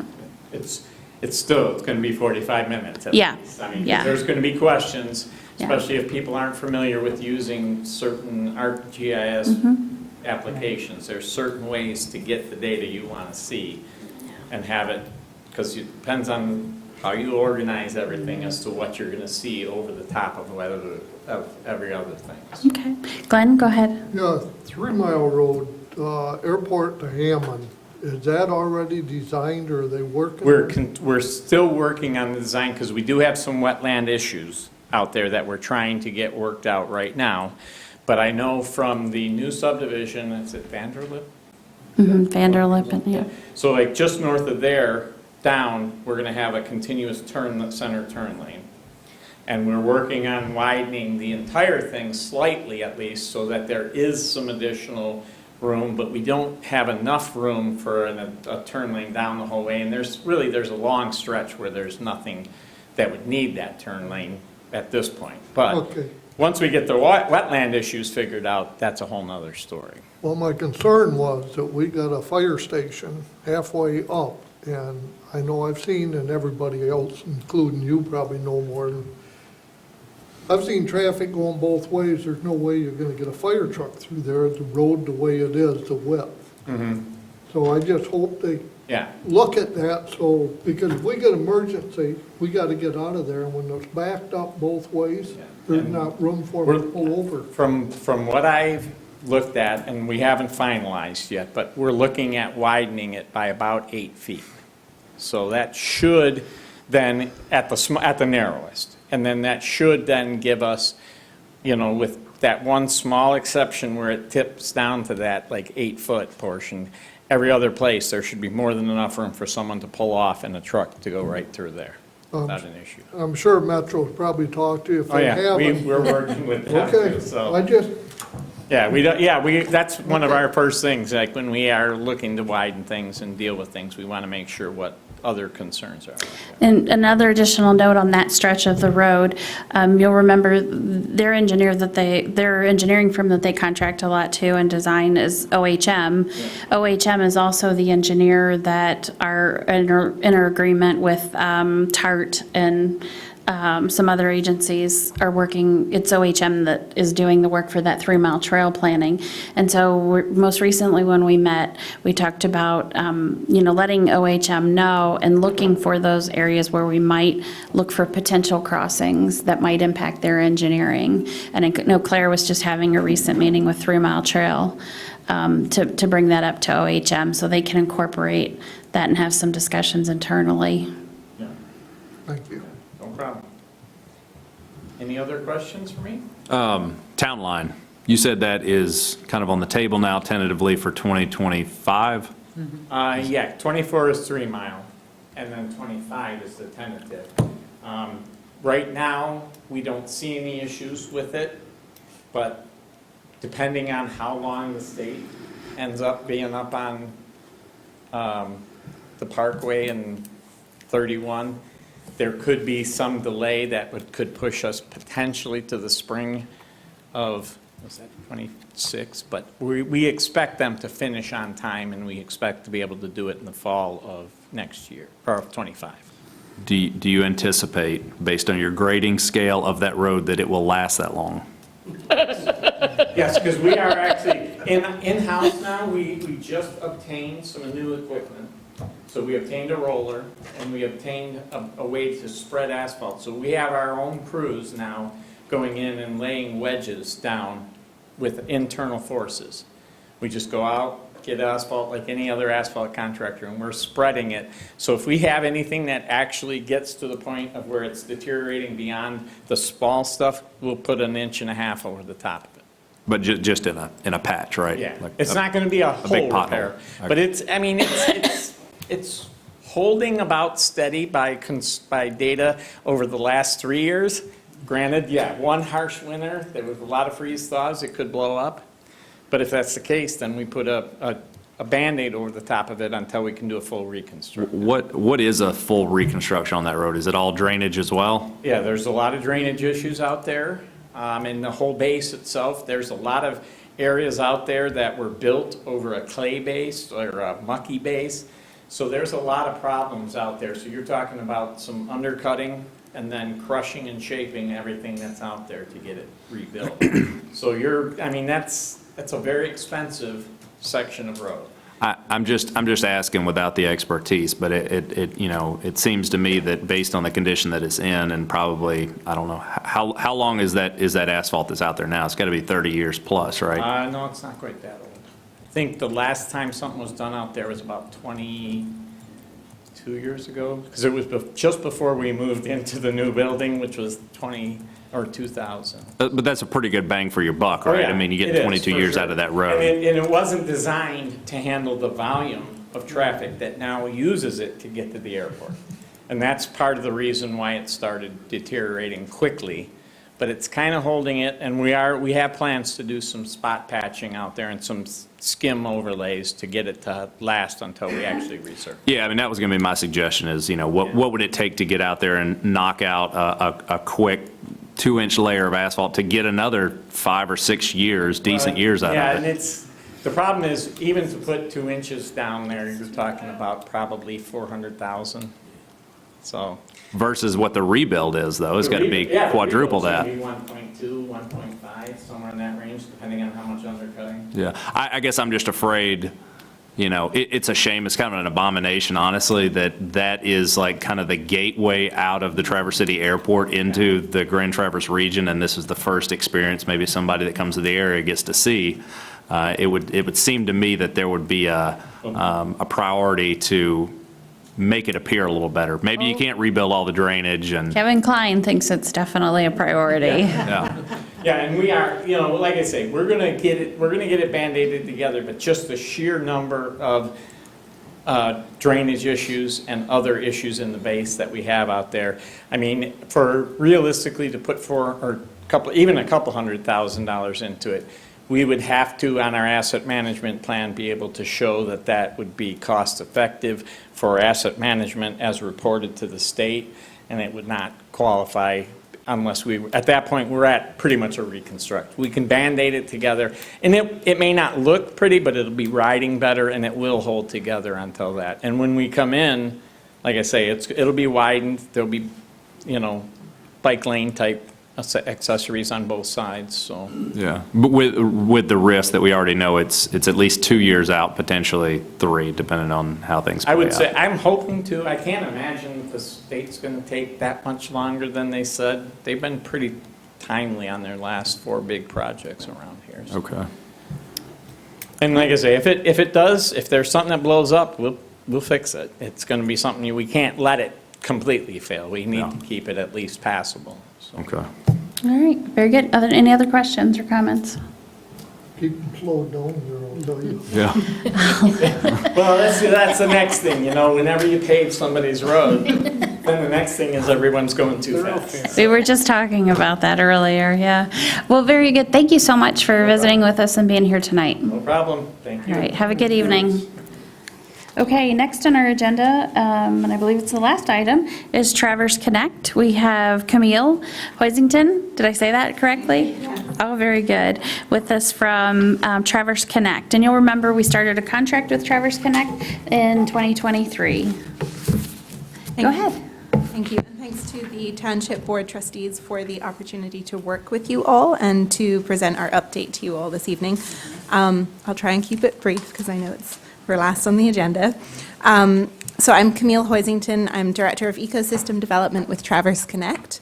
And in your board packet is our latest update. So it's our half-year update, which details the scope of our economic development work this year to date, alongside the work plan for the requested corridor improvement study for both East Bay Corners and East Bay Beach District. So the page 1 summary, it really outlines how Traverse Connect's partnership with East Bay Township and other municipal entities, such as yourselves, is a really important aspect of how these types of public-private partnerships are helping to drive economic growth for the Grand Traverse region as a whole. So the current economic development services contract between East Bay Township and Traverse Connect outlines an economic development strategy for the township as part of a comprehensive economic development strategy, again, for Grand Traverse region as a whole. And it includes publication of data regarding economic growth and prosperity, targeted site visits to township businesses within East Bay Township to identify needs, goals, barriers faced by those employers, as well as the corridor improvement feasibility study for the township's 2 main commercial corridors. So before I go into that corridor study, just wanted to touch more about what we're continuing to execute on with our broad-based economic development objectives. So that is enhancing the competitiveness of the region, direct support for the growing firms within the region, and then workforce attraction and development. And you'll see in your packets a few links that you may have already received and viewed. That's our 2022 annual report and then our Q1 2023 growth barometer. Just to touch on the growth barometer briefly, that provides updates and metrics detailing the regional business sentiment and current challenges that we have started to track. And the results of that it's a very simple 2-question survey of our regional businesses. They've been consistently trending upwards. So essentially, the respondents are local businesses, overwhelmingly agree that the Grand Traverse region is a good place to grow their business, with 83% in agreement that the region is improving as a place to grow their business. So that report is, or this report is intended to supplement those more broad-based quarterly and annual reports, which you'll receive with updates and progress on the objectives outlined in our professional service contract with East Bay Township. So just moving into the corridor improvement study, which is the most customized deliverable for East Bay Township. That's our commitment to conduct these studies. And that is, again, to continue to develop the 2 key commercial corridors, so Hotel Mile or East Bay Beach District between 3 Mile and Holiday Roads, and then Hammond East Bay Corners between Precision Drive and Vanderlip Road. So the scope of work for this study includes inventory of existing available commercial sites within the existing corridors, determining the demand for, and then also identifying possible new locations for commercial sites, and conducting outreach to potential new commercial businesses that may wish to locate their operations in those corridors. So we have to date reviewed East Bay Township's master plan, and we've been briefed by Claire Carner at this point to gain a familiarity with the vision for economic development within the township and within those specific commercial corridors. So with that in mind, the lens and framework under which we're operating for this study is built upon the master plan and the township's vision to enhance economic development, to attract businesses, improve transportation routes, walkability, improve public access to the water, generate workforce housing and mixed-use development, revitalize public space, and to encourage the community to engage with local restaurant and retail uses. So I wanted to give an example of sort of why we're doing this and why this type of work is important. So Claire recently invited us to meet with the owner of a vacant lot at East Bay Corners, and that owner or potential developer had contacted the township seeking input and ideas as to how to proceed with the use of his land. Whether to sell, what to build, how to proceed, etc. So that's an example of the type of meeting that could have improved outcomes in the long run with a corridor improvement feasibility study in place to refer to and to provide guidance. So you meet with the developer, he asks for help as to what to do with his vacant lot and seeking input from the township on what type of development he could do, what incentives there may be, what funding he could receive. So I know in this particular case, Claire and Sam have already provided some potential use cases and some site renderings and scenarios to that developer. We at Traverse Connect have provided him with some financing options, and we'll continue to dig a little deeper with that. But there's some creative financing that developers can avail of via, for example, Grand Traverse County's tax-exempt revenue bonds program, which can also be a really great way to build workforce housing. So that's sort of the why, but the next steps in continuing to develop that study are as follows in your packets. Inventorying of the existing commercial sites. So we're going to be conducting an inventory of those sites within the corridors. Our plan is to upload those to the Thrive North website, which is the economic business attraction and business development website for the region. We'd like to identify any zoning regulations, infrastructure limitations, or environmental constraints that may impact development. So that sort of flows into also identification of new commercial site locations. So conducting a site selection analysis to identify potential locations for new commercial sites, evaluating the feasibility and viability of those potential sites, and then, once again, inventorying and listing them. Part of that would be to prepare suggested use cases, maybe some zoning updates or changes and development type recommendations. So we would like to prepare some suggested use cases and identified spaces where smart development could take place. So, for example, it's already implied that the Beach District would benefit more from, let's say, more local activities and more walkability resident engagement. And the East Bay Corners would benefit from a public square, some green space with some surrounding mixed-use retail. So that would be sort of the types of things that we would propose with these development types and suggested area hotspots that would be prime for that type of development. So again, identifying best, also part of this would be identifying best practices and looking to the rest of the U.S., seeing what type of other creative placemaking development has been successfully implemented. What are some other similar-sized communities that have similar characteristics, let's say, and similar profile districts to see what can we copy from and do well. We are also planning to do some outreach to potential businesses. So again, developing a target list of specific industries and business sectors that align with the township's goals. We will reach out to those businesses through our network of investor members And also, we plan to reach a larger audience as well via survey and questionnaire. And in fact, we've been talking with Sam about coordinating with the township for that, after that July 27th East Bay Beach District Visioning session to coordinate our efforts and essentially send out sort of a shared survey. So making sure that our questions align with the township's questions, and then we'll be analyzing those results. So the next steps for that are to prepare those, the implementation plan for East Bay Township to ensure this a successful execution of the work. And our timeline is to have that done by mid-October. So the real work sort of begins this month, and we'd be presenting those results by mid-October. So stepping away from that corridor improvement piece, I wanted to move back into our economic development strategy as a whole.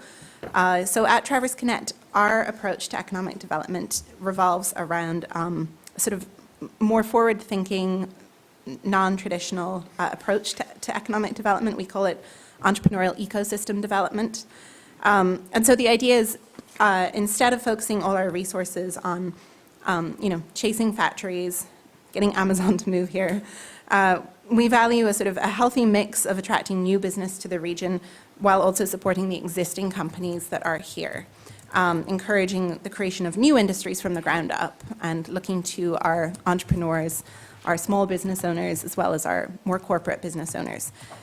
So our goal with that is, with the sort of approaching it from all angles, is to build a vibrant entrepreneurial ecosystem.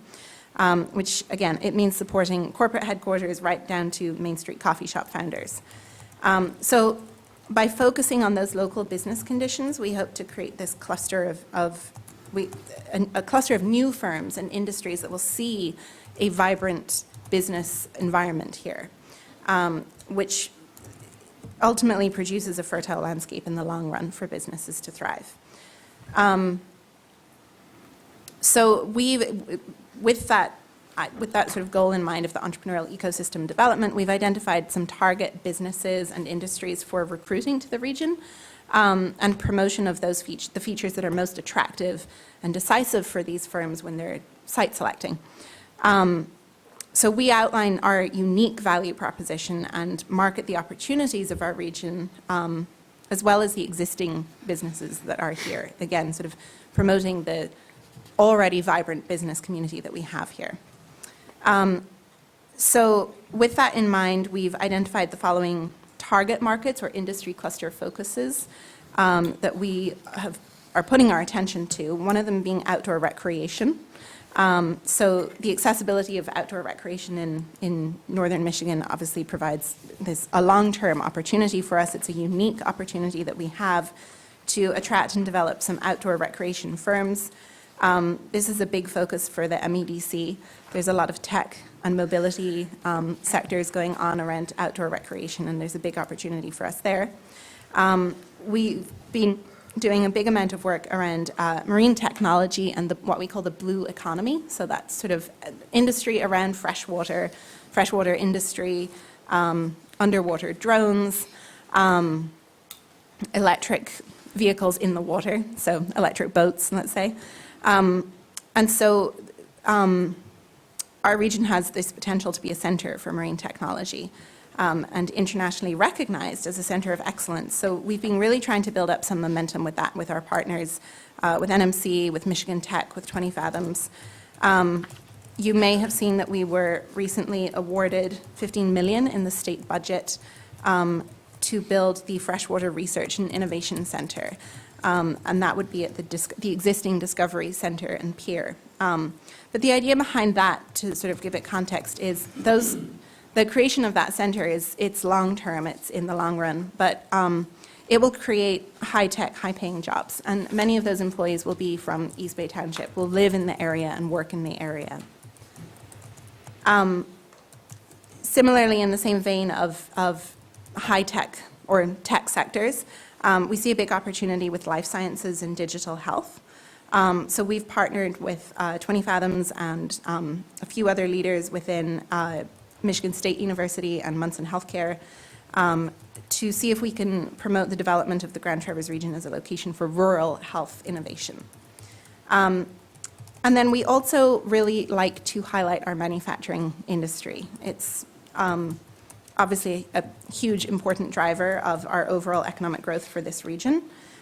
Significant local employment, higher than average wages. So we see that as being a considerable multiplier effect for the local economy. So we've been doing some work around that manufacturing sector for focusing on the expansion of existing manufacturers, encouraging new companies within the manufacturing sector to locate here. We've partnered with the Grand Traverse Area Manufacturing Council. We have an MOU with them to catalyze the growth of our manufacturing economy and to raise the profile of the region. And the MOU outlines some reciprocal marketing and communications efforts and support for manufacturing companies. And we are working on a plan with Grand Traverse Area Manufacturing Council to essentially umbrella the organizations, which would be pretty exciting to pool our efforts and our resources. So moving on to our regional data dashboard and website, which we published. This is another example of how we keep a pulse on the economic activity for the region. We call it our regional dashboard. It's on our website, and the good news for the region as a whole is that the metrics that we're tracking are trending upwards overall. So since 2018, 2019, when we started tracking these, annual GDP has gone up. Local wage compared to the state average, which is an important one, has gone up. Bachelor's degree certification has gone up.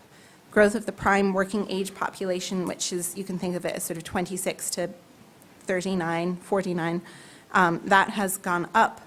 And scientific, professional, and tech and IT jobs have also gone up. So it's overall good news for the region, and we continue to track those metrics and update them on a quarterly basis.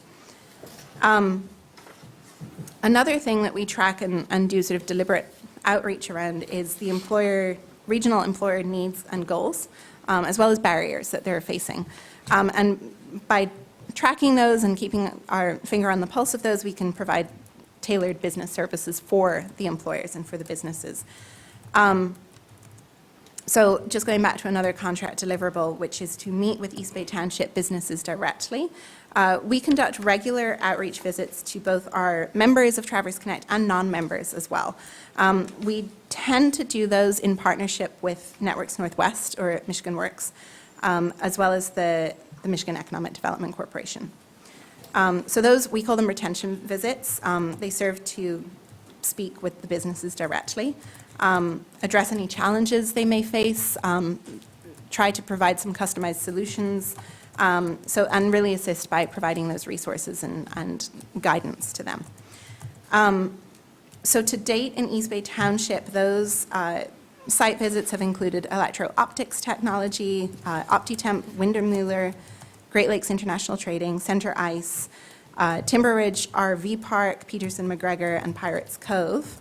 So that's to date, but we do have an already planned list of site visits for businesses within the township for the remainder of 2023. But I should note that that list that you're seeing it's non-exhaustive. It can be added to, and I'd really welcome your input as to what businesses we should be visiting.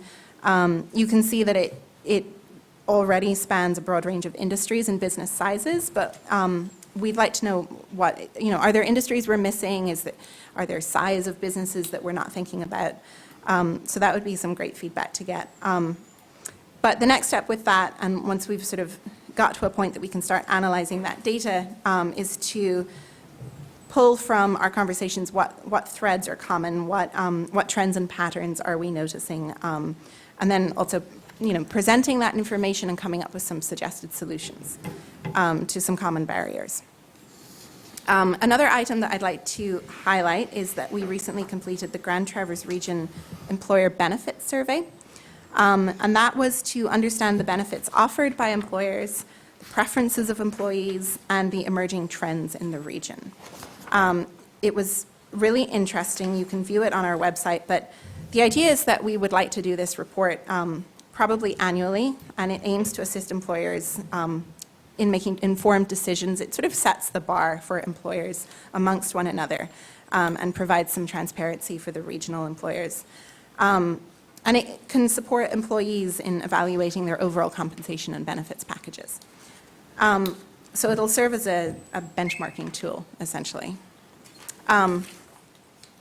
So our next steps as it pertains to our contract with East Bay Township are going to be to really narrow in and focus on the corridor improvement studies, because we're just getting started on that, as well as to hone in on those business site visits and analyze those common trends. But on a broader scale, I just wanted to touch briefly on some next steps for our region's economic development strategy again, on that macro scale. We are going to continue to improve, expand, and market local incentives. I mentioned the tax-exempt revenue bonds, which are a big asset to our region. We want more developers and more business owners to know about these funding opportunities, Renaissance zones, brownfield sites, and land bank programs. So that we're going to package that up as our local development toolbox. We're going to continue our talent-oriented economic development, so that's continuing our work to mitigate significant labor shortages that you're all aware of by addressing specific workforce challenges, so workforce housing, placemaking initiatives, and employee training programs. We are continuing to do our industry-specific events and studies, so improving our presence and our participation at some key economic development events that we've identified as being key drivers for potential industry and business to move to the region. So an example is the upcoming CAR conference and the NMC Lakebed 2030 conference this fall. And again, as mentioned, with our industry cluster priorities, we're going to continue to develop and attract companies, researchers, attend conferences and expos and industry, also attracting conferences to the region by pulling from our region's existing economic base, our geographical assets, again, for those clusters that I spoke about, like marine technology and rural health innovation. So overall, what I wanted to convey with this report is that it's good news for our region's economic health overall. Our economic development efforts are effective, increasingly so, and more coordinated with the collaboration between public and private sector, such as this. So it's a really great example of the work that we're striving to continue to do. So I'd like to thank you all once again for your time this evening, and we look forward to continuing our work with you all and hearing your input. So thank you very much, Camille. Does anybody from the board have any questions? Okay, we really look forward to the next report, as well as your interfacing with planning and zoning. We have just received one grant that we, Claire, do you want to just mention the two grants very quickly so the board's aware? Yeah, so we received two grants, actually. We applied for pretty much the same scope of services for a USDA grant and for a coastal zone management grant. We found out that we received both of them in pretty close proximity to one another, but I was able to work with USDA to kind of rescope it so that the USDA is more focused on the implementations. We're going to actually have an implementation team that meets throughout the process, set us up to actually implement the public infrastructure that we're looking at, and then also use those funding to do quarterly meetings with business owners, which we're having the first kind of quarterly kickoff meeting on the 27th. You're all invited to that. And then with the coastal zone management, it's going to be more focused on hiring the consultant that's going to lead the visioning effort, help us kind of with the public infrastructure, like actual visioning, kind of visual, kind of what those amenities and improvements are going to look like, as well as marketing and branding of the corridor. We've got that Beach District logo and putting those on light pole banners and developing some marketing materials for businesses to distribute and kind of cross-promote one another. So we're excited to kick that off. Yeah, you can tell there'll be a lot of synergy between the work that's being done, and as well, Sam's very much involved with that as our fellow from CEDM.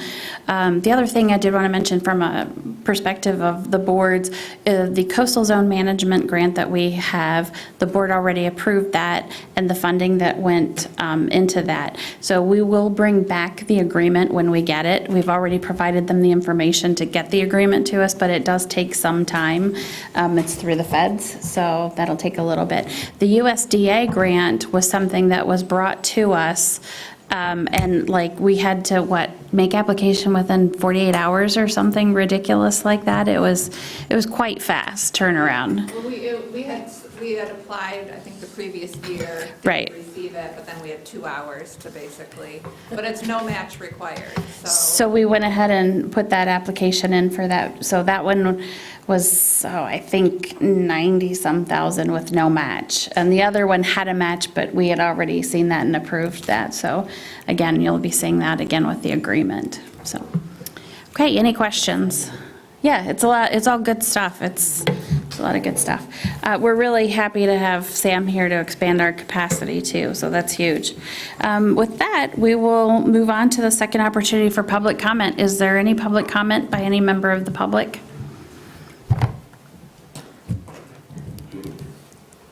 Hello, sir, how are you? Good. Well, resolved 7 to 9 months, and thank you for my reappointment. Absolutely. Thank you for all the work that you do on the Planning Commission and the ZBA. You're a pleasure to work with, Paul. And John. Sir?